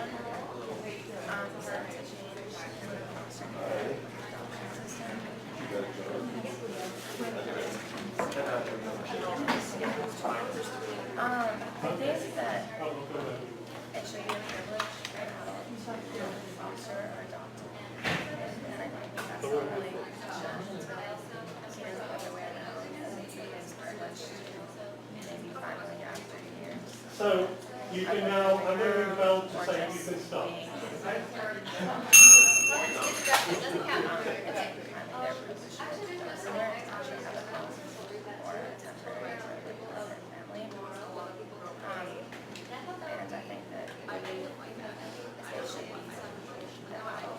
Especially in adopting, and I think a lot of times families do think this way, but the system isn't really structured this way, but it should be their privilege to be able to take the child. And I think that because of that, children and parents, teachers, anyone on their team should have more of a choice on to go. What family or home gets being mentioned, because the reason why there's a piece of practice because rental policies and places and just kind of sorted around, passed around with objects. And I feel like it's hard to do when there's a lot of kids who kind of just want to get them where we have to get them, right? But I had a t-shirt with a lot of choice to say,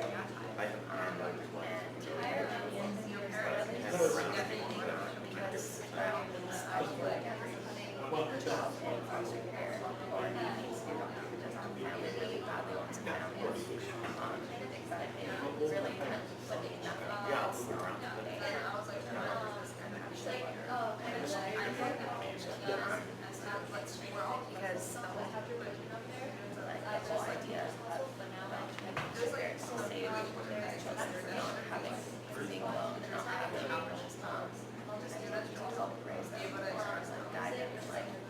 And a lot of the time it kind of does the opposite and it just ends up hurting them further on in their lives because the system is so rough. So I think there needs to be more advocacy for that. So that's about the foster care. And then the second one is that a child related to their well-being and health.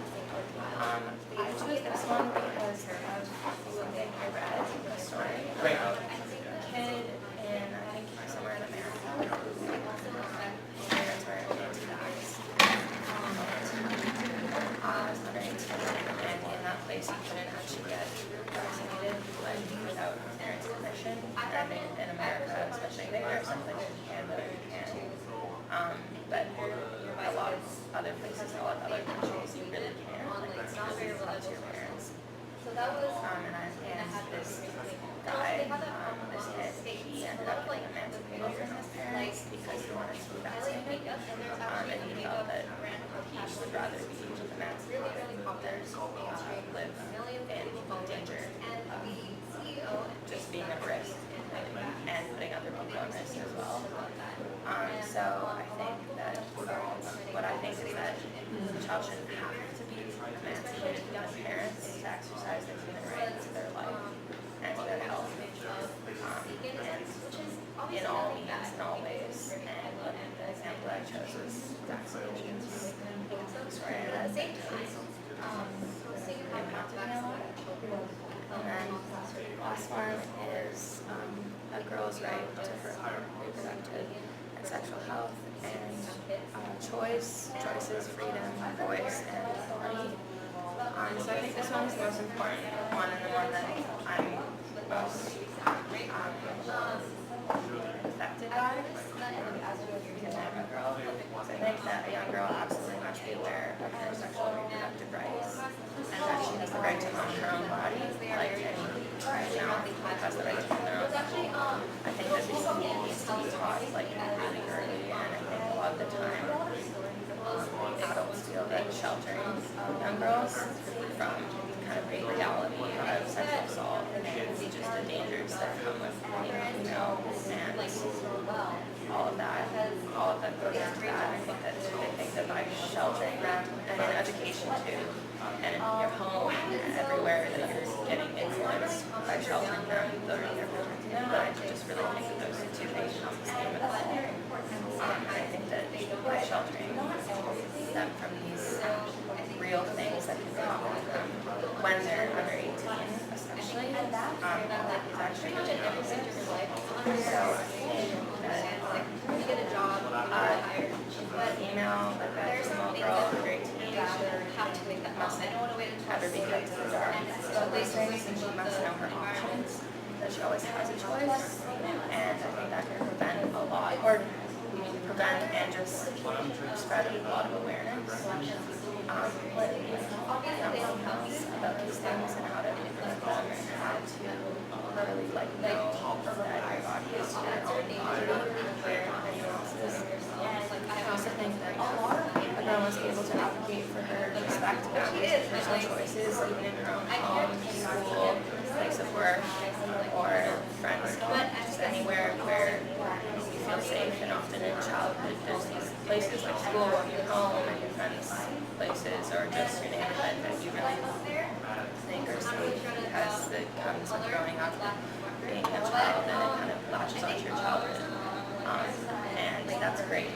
But a lot of sexual assault and abuse can happen, and often actually do more than any other place. It's like, as everyone knows, the probability of being raped in a dark abuse is very low compared to being in your own home or your car or your friend's house and someone you know very well, even especially family too.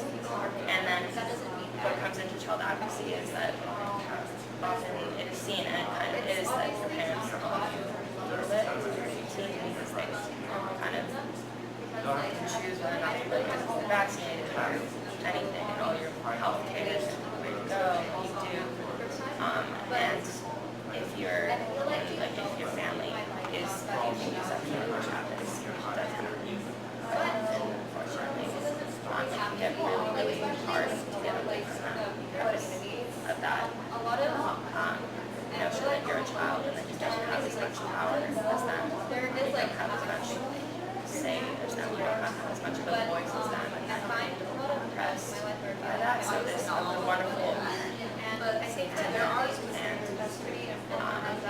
idea of families,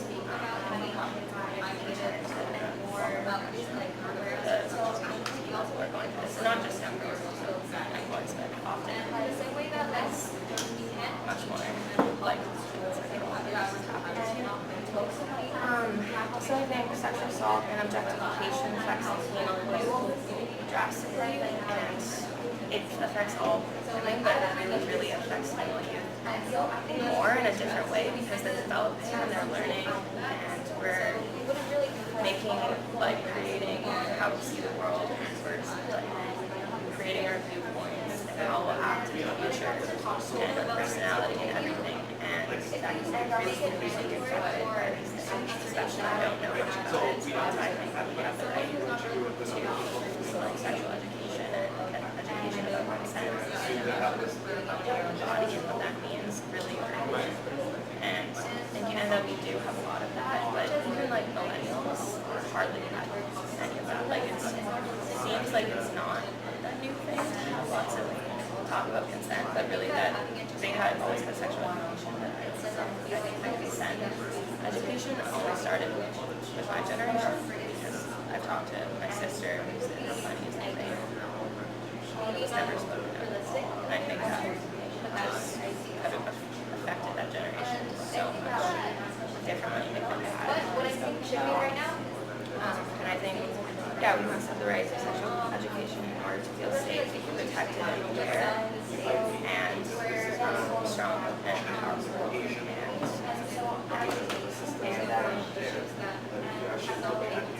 And so basically we must have the ability to acknowledge and understand how people first before anything, because how our especially young developing people process sexual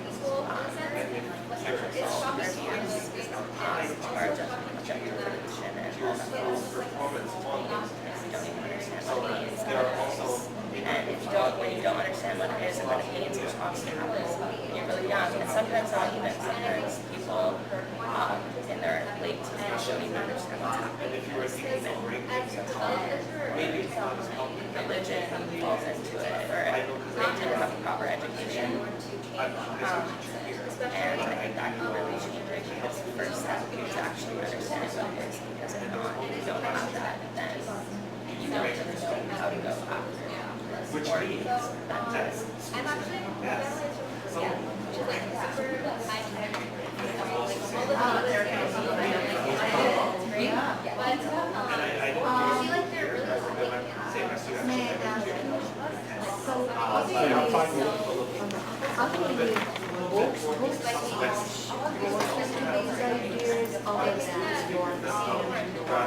Another 5 minutes.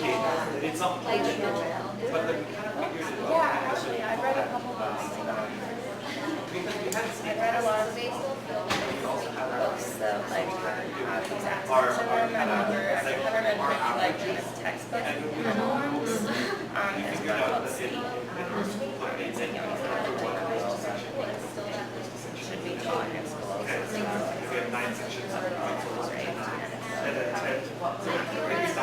just like lost your voice metaphorically and literally or literally figuratively, and that's about her regaining that and seeking out help and telling people about it.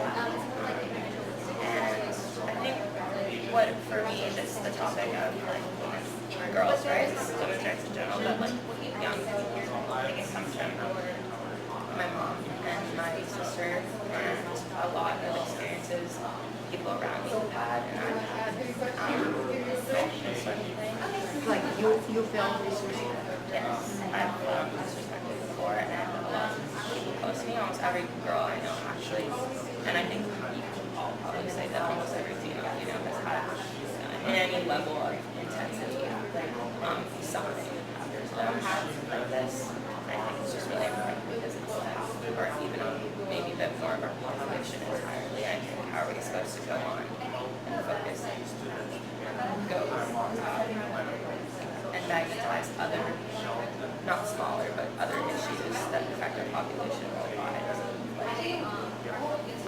Just like all these other issues when they It's like half of our population. So all these other people, all these females who are experiencing other issues like racism or anything like that, probably we're all talking about. Not only are they affected by that, but first they're like, this question that's still there. So I think that's one of the first steps. So much of the population. So you're talking about, so I love the idea of the right to awareness. I don't think it's actually come up in our discussion yet. Yeah. And you mentioned young children. So from your perspective, what age would you be introducing some of these ideas, and do you have any suggestions for how? Yeah, I think like it's tricky because you don't want to be like totally destroying time jobs in a sense. But like at the same time, I think there's lots of like ways that you can expose it that's very super graphic and harsh. Like there's the, I don't know, TV. It's like this animated video that they started showing at schools. What's the title? It's called Consent for Tea or something about, if you search on YouTube, tea, and then consent, it'll be like a little animated video of like, kind of like the tea, and it's about consent, and it's not graphic or harsh, but it's really like powerful and gets the message across. I feel like as soon as you're able to 1 minute, just 1 minute to finish your sentence. But I think also it's like not about doing it all at once. Actually, there's now a age in the convention which specifically says young women will have the right of sections. Yeah. There is a, About the right to information. yeah, right, but not exactly about young women.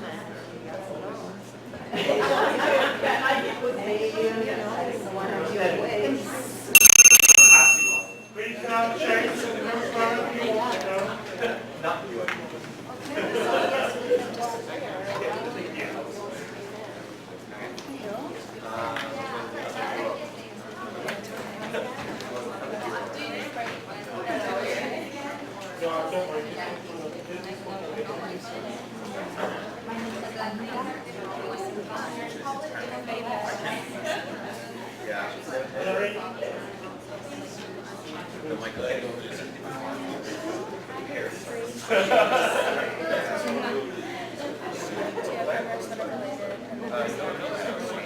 But they're all related.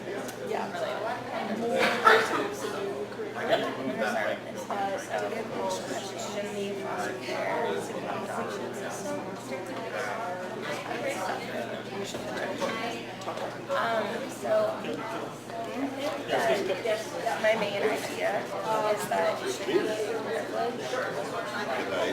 Yes.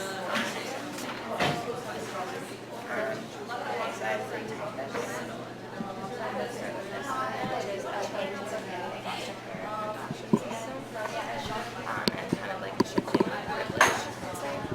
I'll explain that. So basically, I don't have any personal experience with this. I know a couple people who have, but I don't really know too much. I just kind of have a general understanding, I guess, of how like the foster care system is often very corrupt, and it's not really, doesn't seem like it's really being executed in favor of the child, really, like individually at all. And I think that should be changed, because I think that really it should be a privilege for an adult to foster or adopt a child, and not the other way around.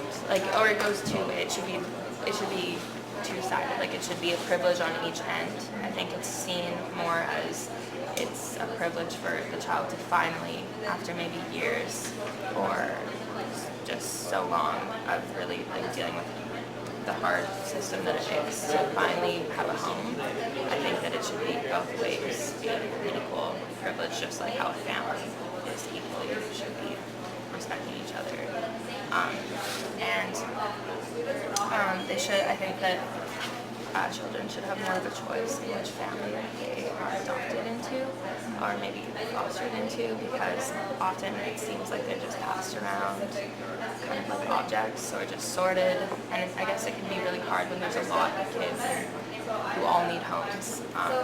But it's nothing here, it's nothing like it is in countries in development where there's places that are just almost like zoos with kids and they're just treated horribly. Here I think we actually do have the resources and the understanding and the development in order to actually put that and make that a reality and make that happen. So I think it should. Because I think that the whole kind of sorting and passing around can be very dehumanizing for kids. I think it's important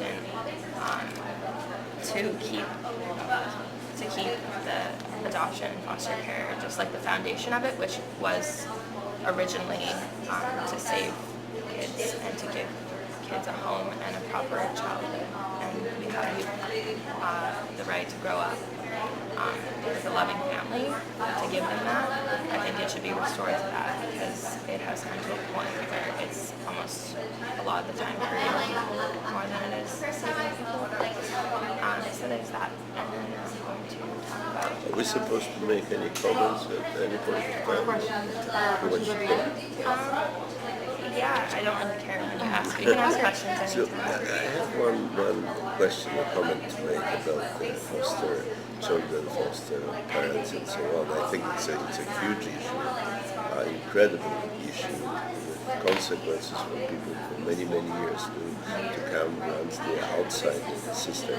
But you have a population of children that need good foster home, and you have a population of people that are prepared in this way, motivated by different reasons to accept those children. Now, if those foster parents are not really up to the standards that you were rightly talking about, what do we do with children when with the population of children it's much bigger than population of parents? How one can solve this issue? I think that's really hard, because it's almost like you don't know what to do, because putting a child in a certain home could just make everything could be much worse than them staying there. I think that they should have more. I think that they can still not stop the process of just kind of putting people in homes as fast as they can. Maybe have more of like background checks, and maybe just give the child more of like some sort of a voice to someone to talk to. I know there's child services and everything, but like more often someone to talk to and kind of guide them through the process of going into a new home, so that someone else is aware of what's happening in that home. Because I think overall, like, there's often so many times where it's actually safer to be not in a home and still waiting. And also, because I do think in Canada we have the resources to make like the agencies and like the foster care systems and everything better. I think like as I said, comparing to countries in development, like how I couldn't even begin to think of how we could fix that situation with all like the kids who have no parents and who need homes there. But I think that we actually do have the resources here, and we could try and make where people like we could try and make like orphanages and like all of those places better places, and just maybe put more funding into them or something. Can I make a short comment? If you are interested in it, there's a young fellow at UBC that I'm sort of in touch with him, and he's an orphan from Hutu Tutsi war, and he ended up losing his parents. He doesn't know when he was born and what's his name and so on and so on. So he ended up in a village of 500 kids, divided into a group of 13. I'm not going to go through nitty-gritty, and they grow up. This is like a foster mother. There's one person per 30 and takes care. It's very well structured, very interesting. They have very good relations. They grow up to the age of, I think, 18 and so on, 500 kids. If you are interested, I can put you in touch with him. You can invite him, and I'm sure that he will be glad to talk to you. Yeah. Right here in Vancouver. He's a student at UBC. This is at least number 4 from the village that studies in UBC, which is fantastic. Give me a call so I will put you in touch with So him. if I understand, you think that the child should also interview the future parents? A little bit. Because right now they don't do that. Yeah, they don't really. I mean, maybe somewhere, but I think that should also be because it's about being equal to your family, and you have just as much as a say, maybe even more, because you're the one like in this kind of hardship.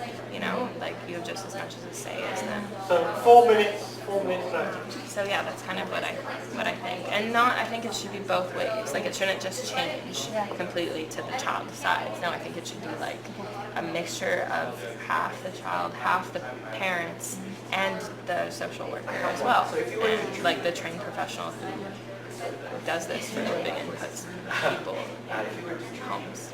Maybe educating future. And then I had these. The child's right to their own body and health. So I did this one because of a specific story I read about, I think it was a kid in America, I think somewhere in America, who his parents were anti-vax, and in this place he's under 18, and in this place he was not, you can't get vaccinations unless you have permission. So it was a lot more strict, I think. I don't know for sure, but there might be some places in Canada where you can do that, but I'm not actually quite sure. So this kid basically ended up getting emancipated from his parents because he wanted to get vaccinations, and his parents wouldn't let him. And I just think that a child shouldn't have to get emancipated from their parents in order to exercise their own human right to their life and to their health. And it's really a basic human right. And I'm not sure why children who are still humans under 18 are just excluded from that if they have this situation. Article 24. Oh, really? Well, yeah, it's like the UN Declaration for Children. Yeah, and that is, this is a thing, like that it actually exists as a declaration, but there's like this weird loophole where, or like this weird restriction where you can't, especially in a lot of places where there's no other way around it. And I just, It's like a very big process to have to yeah, and then you're on your own. And you, just because you want this one basic human right now, you've lost all, well not all, but the support of your family, no matter if you needed it or if it was good support, because there are often times where you still need support and you're not ready for that, but also you don't want to be at risk and you don't want to put other people's lives at risk because you can when you don't have vaccinations. And there were cases also where parents refused. But also where parents refused to for blood transfusion, for example. So and the court would decide. And It's just such a long process. Yeah. Because it gets to the point of like, in that case, it's the weighing of rights, because it was claimed under religious rights, that they can refuse like healthcare. It's hard to pit two kinds of human rights. Yeah, that's very true. I thought about that as well. I think that it's just something that every human should have to be able to decide. But how would you see that then for a child? Like, would there be an age, or because at 3 years old, can a kid say, "Mom, I want to be vaccinated"? No. I think 18 is too old. Yeah, I think 18 is too old, but I think it's hard because like even 10 is too young to really decide. I think maybe like 15. Although if it's questionable, put it in the hands of medical. Yes, I think that if it's like at a certain age, at a certain point, I think that they should be like separated from their parents and educated about it by medical professionals, by kind of as trying as hard to be not biased, even though it's really hard, and then they can decide. My school was in the middle of the outbreak. Yeah. And some of the kids had to miss almost In the naughty library. So please change your book now. I can't hear you. But you know, it's in a way, it's like there are courts, right? Different level, but there's a Supreme Court, right? So that should be also, because it's a life and death, literally, right? So it shouldn't be, well, I think this way, you think this way, and yeah, but you know what? When you drive through the red light, there's a way of judging what you've done within 20 seconds. There should be some way of dealing with it right on the spot, like not so much by judges as medical staff, that should say this is a question of life and death. Can they just say, can the doctor say, I'm going to... Support group.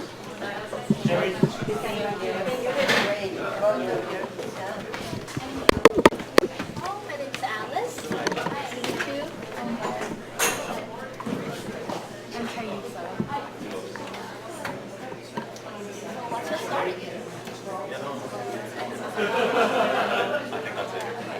You can just settle. Somebody else can do it.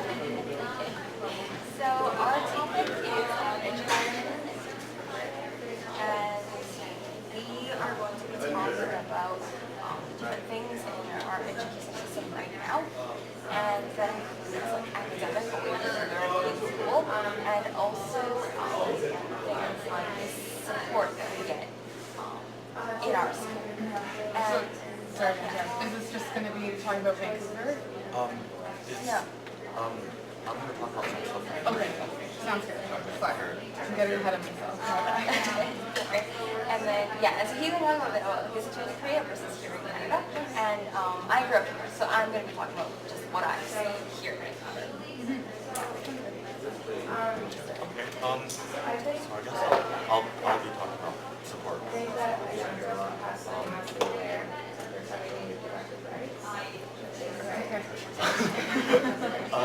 So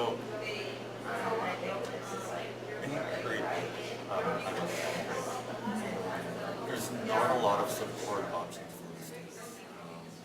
If you're like independent options outside of school, it's another thing to develop. That's not really even in school, there's not much. Let's say you need support because you're getting bullied by your teacher. The only way you can solve that is going to the teacher. The problem comes when teachers aren't willing to support. So a lot of times when stuff such as bullying is involved, police get involved, the school itself gets involved, and they believe in a lot of the school stuff at the school believes that getting really good at good names in school. I guess it affects their funding for the student. Affect their job further down the road. So they're really not willing to make it right. They really want to, I guess, cover it up for them. So there's not a lot of support options. The difference when I've seen in Canada is that everyone, well, for one, there's actually counselors that are there for teachers or everyone they really support, which is not what I saw. Counselors are very well taught. Sometimes they're not able to, but they're really Yeah, so there's two things I want to talk about today. One is the actual education system, like what we're learning in our courses. And the second is like talking about the support that we get in school. So first to start off with, the education system.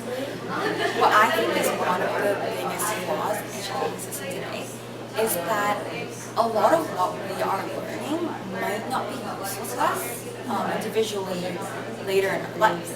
And I've heard a lot of stories of the successful athlete, and they've trained hard and they become an athlete. But the issue here is that they're still required to learn in school things like science and math that they might not actually use later in their lives. And they put in so many hours in school learning algebra, but all of those hours could be used to test on something more useful to them, such as practice. And I got interested in this issue because in our school, I don't know if you know the Vancouver Whitecaps, they're a soccer group, and some of people who are training as Whitecaps go to our school.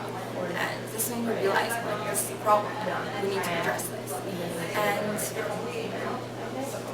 I think there's so many other professions, right? Like, if you want to become like a hairstylist, you don't need to know biology. And if you're learning law, like, you don't know. And so I think we need to have more specialized education that can fit each individual person's needs. Figure out high school. And we kind of have that here. In high school we have some choice as to what course we want to take. It's not like this in all places. And even so, like, there are still things that I'm learning that might not be useful to me, particularly in the future. And that's one thing. And the other thing is about support systems. And in school, like we were talking about earlier, we have counselors in our school, but I think that's not necessarily enough. And it never will be perfect, but I think it still can be improved. And because I personally know people who are suffering from mental illnesses, and there's some very severe things like depression, and I know people who even have tried to have suicide attempts. So I think this is a very serious issue that we need to address. And because as a student, I spend so much of my time at school. If I'm not at home, I'm at school, and like so many hours are put into school. So I think it's really important that we have this option in school that can help us cope with things like mental health. And the counselors are great, but the issue with counselors is that, first of all, they're really busy. Each of them have to deal with like several hundred students, and they won't necessarily always have time, and they have to fit up a schedule and course planning. And a lot of the time that I go and try and find one of my counselors, even if it's just to change courses, they're not there, or they're busy, and you tell me someone else.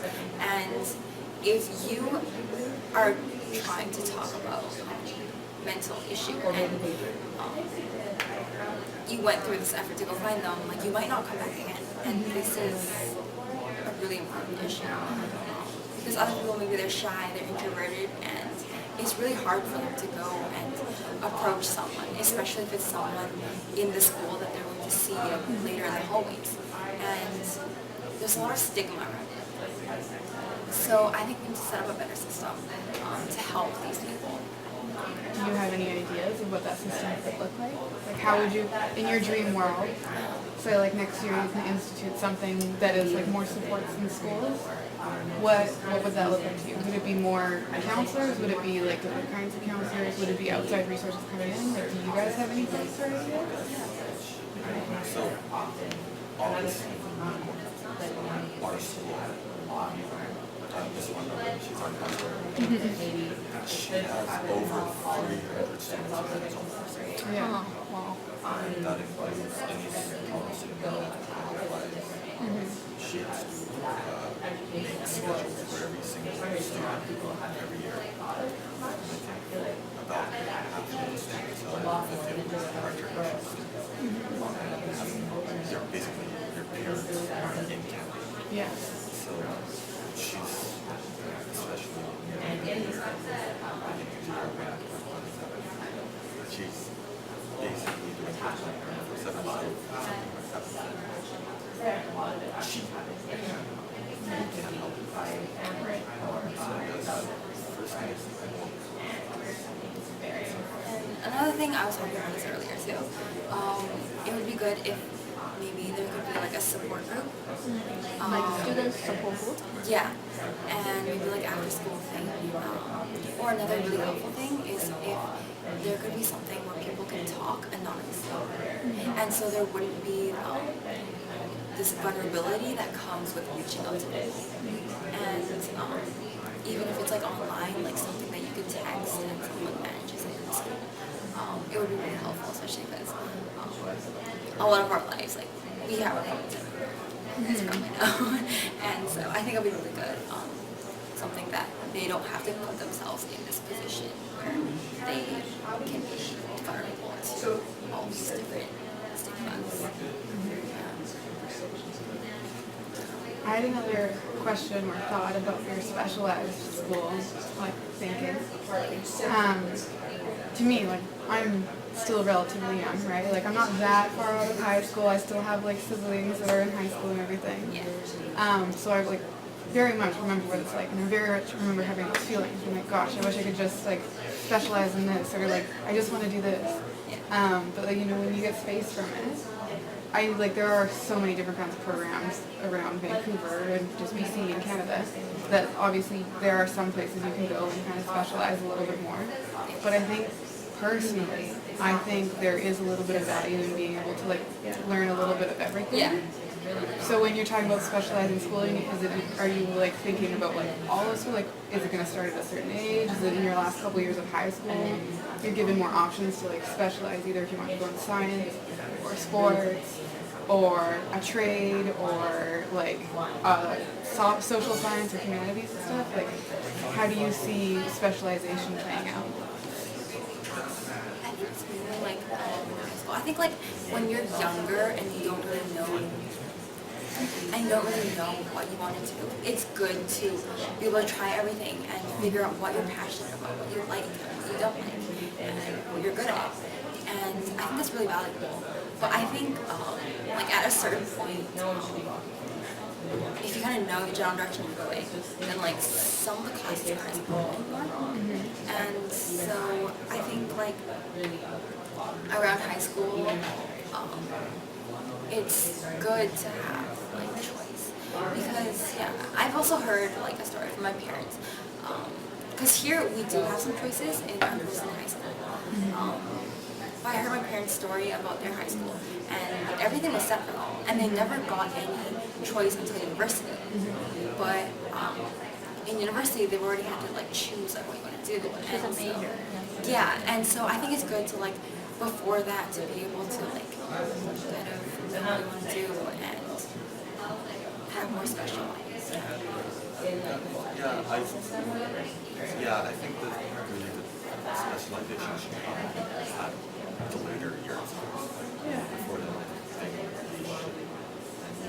then they should still be academic courses. They should probably be the English course that you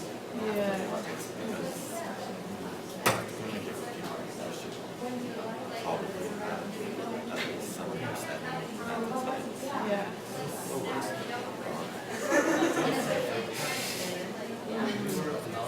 Our school has 8 timetable blocks.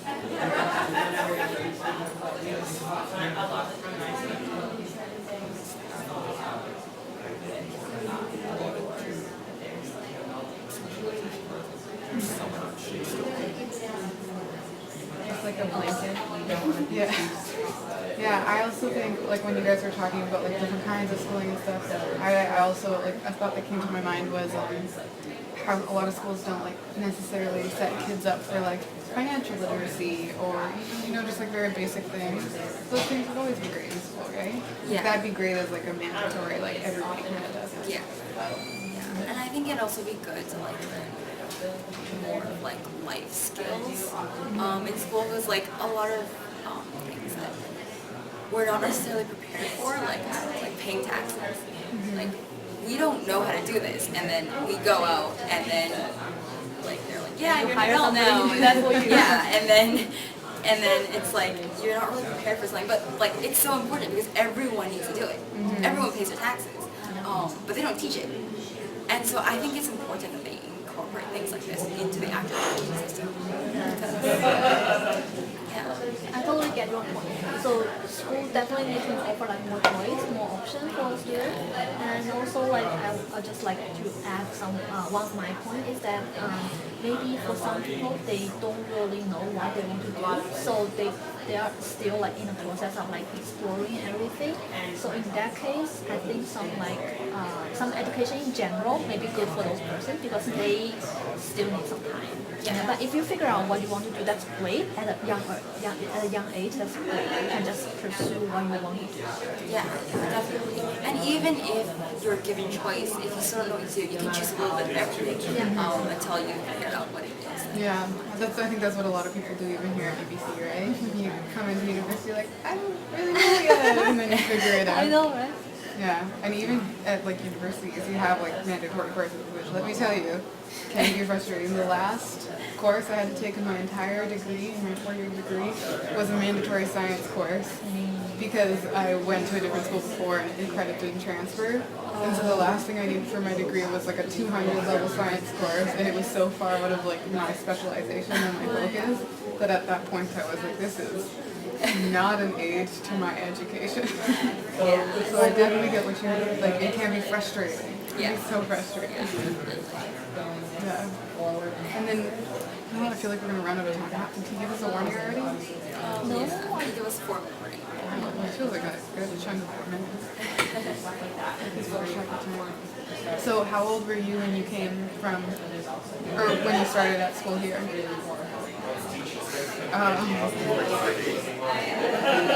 So yeah, you had like a long time to like experience with it. And they just like do not have support. I guess like the teaching philosophy would be quite different. Because I grew up and born and raised in China, so I kind of know that Asia kind of education system is very different than here. They really care about the academic record because students need those marks to go to like university, college, right? But like, how does the Korean school treat the bullying like incident? What they do, or they just don't do?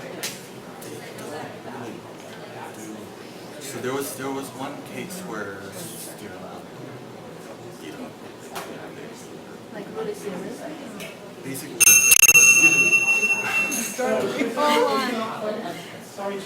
Sorry to stop you there, but you've all read 3 books. I think it would be nice if Tatiana would agree with me. For you to read your 4th. You will agree with me? So we can she will. Thank you, Tatiana. So we'll have lunch a little bit later, but I think it's worthwhile reading your last book. So everybody's read 4 books. Would you agree? Sure. Yeah. So the last time, and thank you so much for our young people. Hard work. Thank you so much. So please just go to the book you have right here.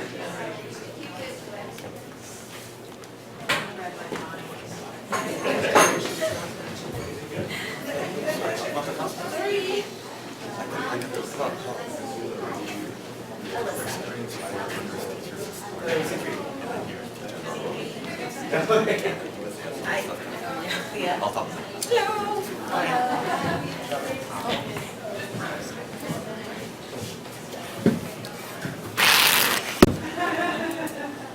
So please start.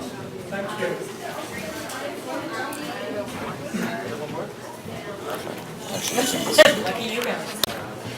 Oops. Oh, thank you. Thank you. Okay, so I'm Claire. I'm Sean. And we're going to be talking about education.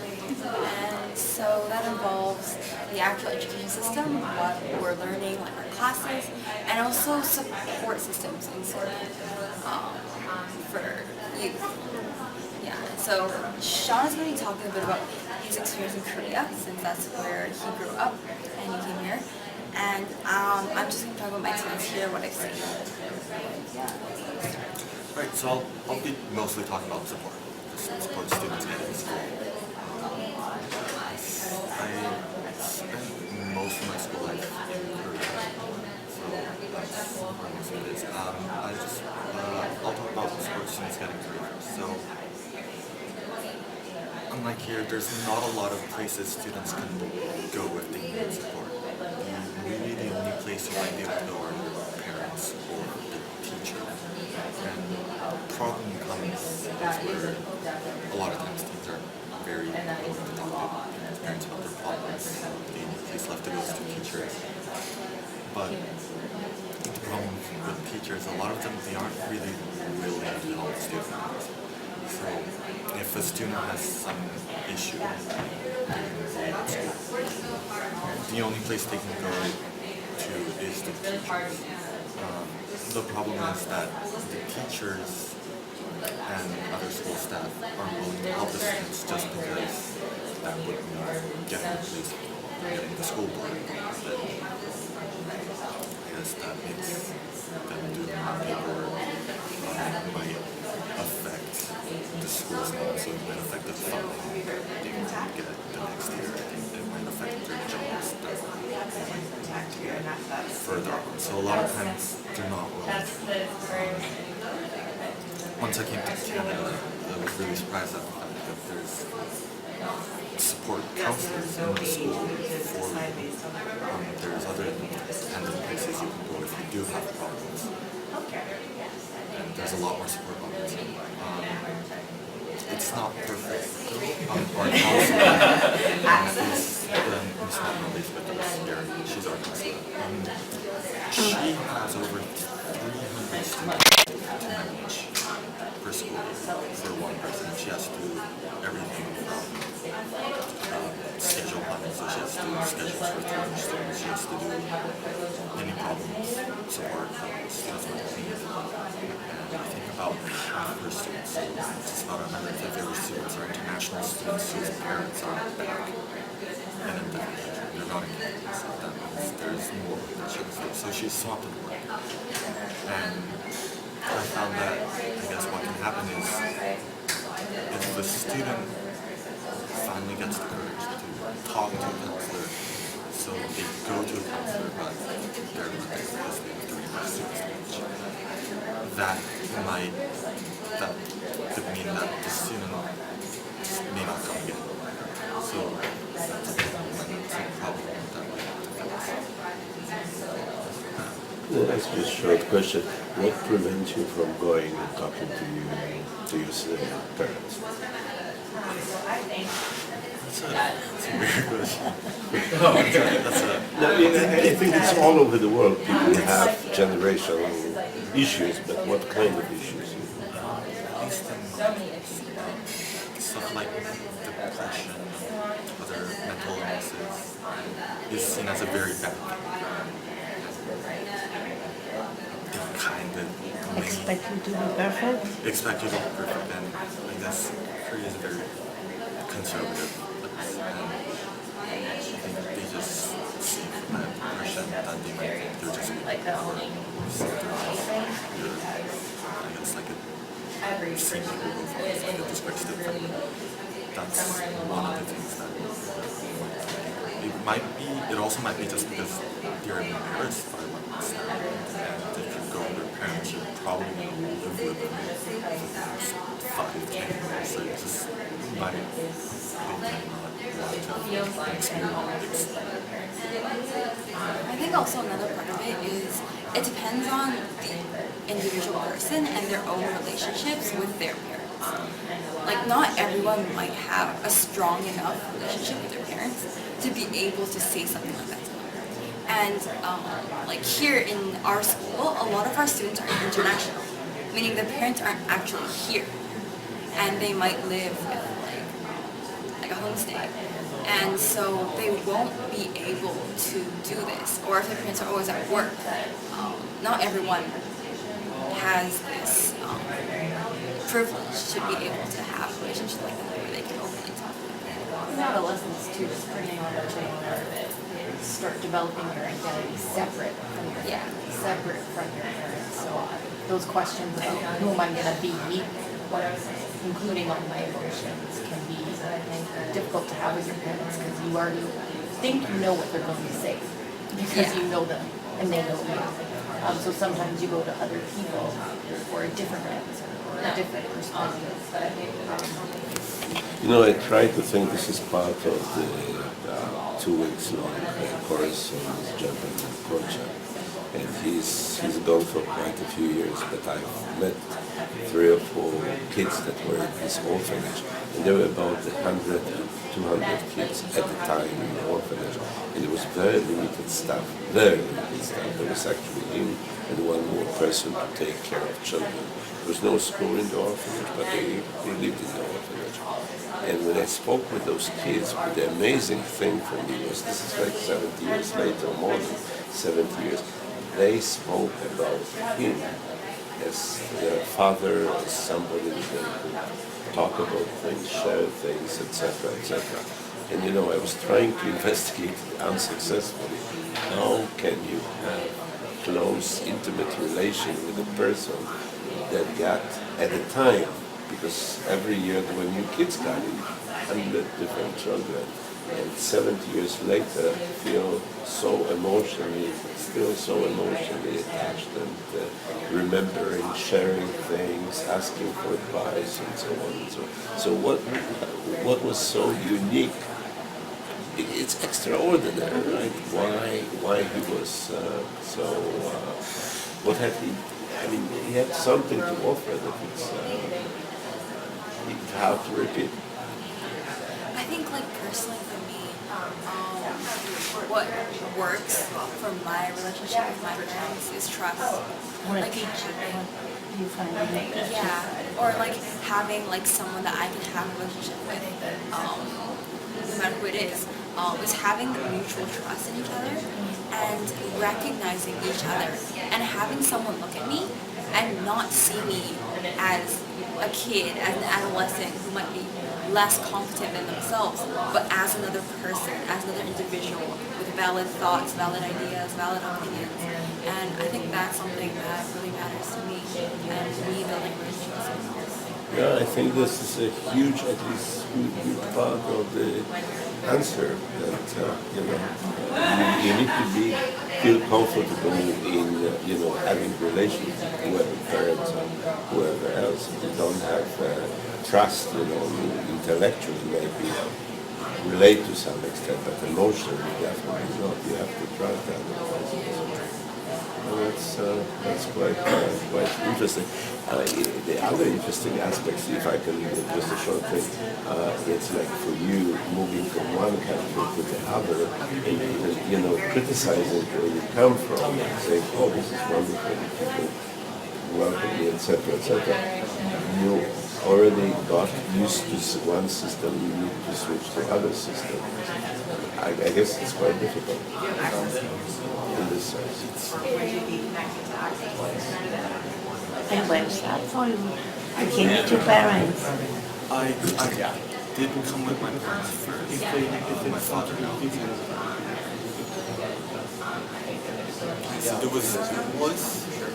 It wasn't much of a challenge getting used to this system, just because I guess it's a new system, so I got more support. I guess it didn't go from like a hard thing to a hard thing, from like a hard thing to I guess nicer thing. So it wasn't hard to transition.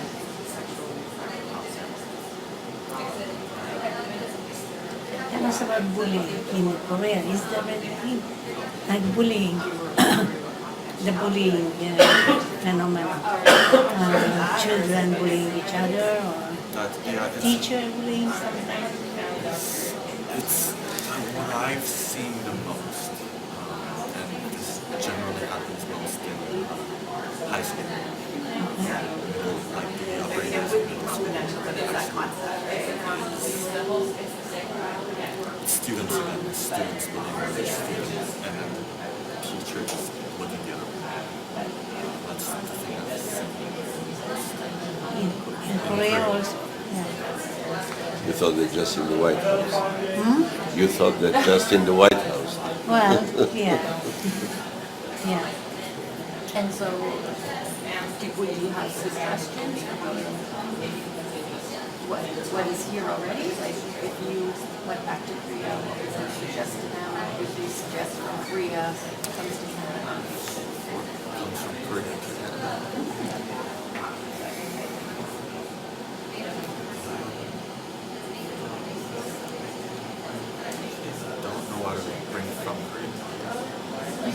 Okay.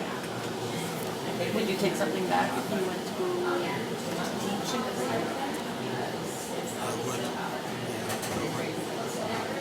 want more ways that students can go. So I don't think you can talk directly to the school. If you contact the school, they just like connect you back to your school.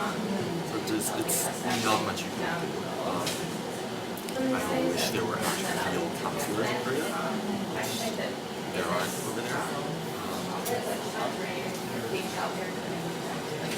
Is there an office of a child advocate, child ombudsman of any sort? Is there an office of like child ombudsman? Yeah. I'm not sure if there is. I've never heard of it. Google it.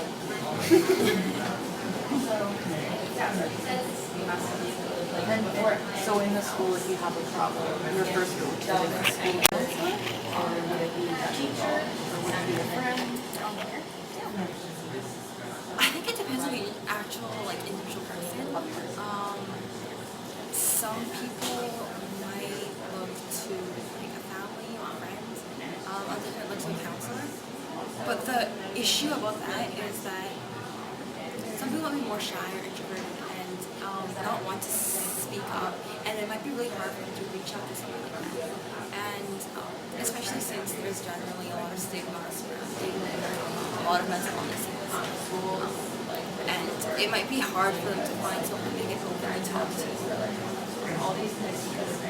So I think that's something that we need to look more into, and it also depends on the actual person's relationship with their classmates, with their friends.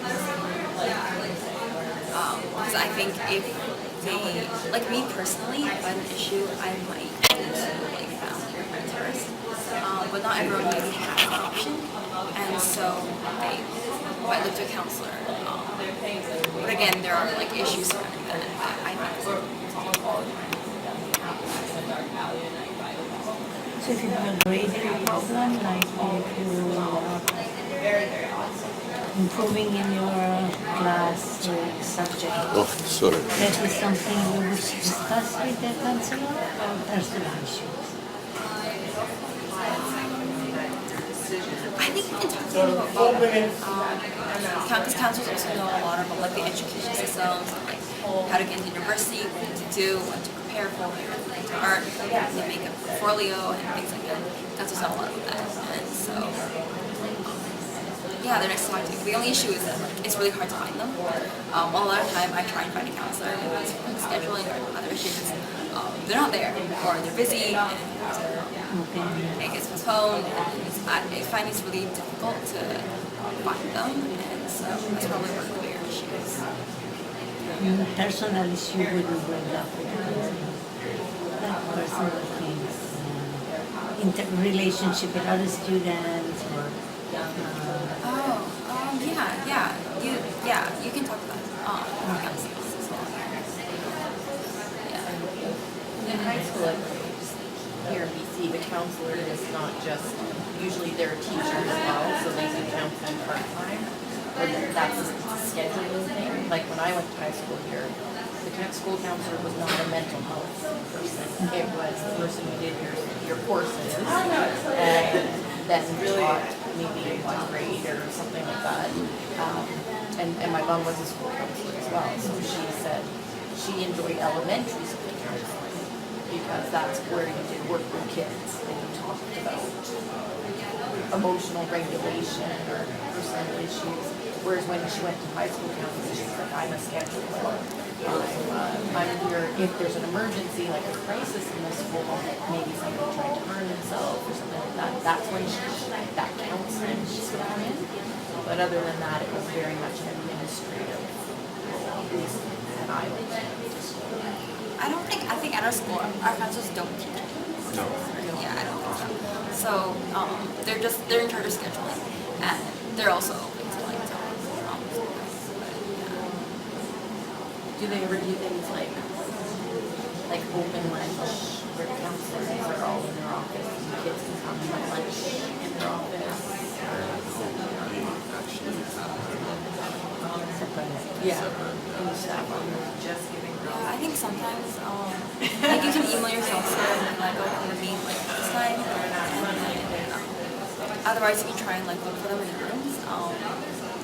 Usually they're in there, but a lot of times like because they're busy people, right, and they have things going on, and so yeah, I think it really matters. Do you think that the difference is mainly rooted in different mentality of, let's say, Koreans and Canadians, different tradition, different mentalities, I don't know, maybe religion and so on, culture in broad sense?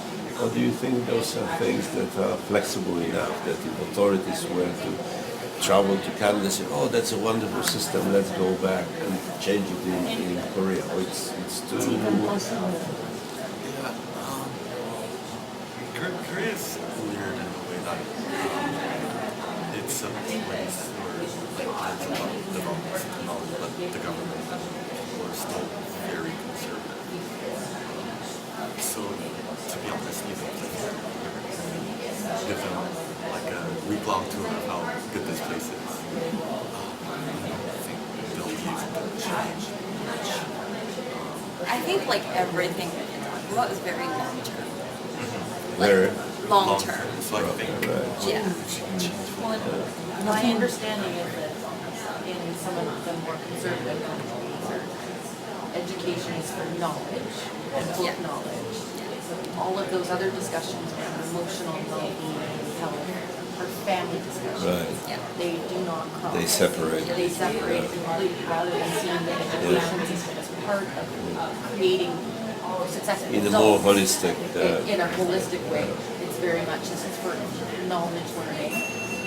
Those conversations of relationships are for family. I think now we can close the books, and we really need to thank the books for all their hard work they've done this whole time. So let's applaud the books, please.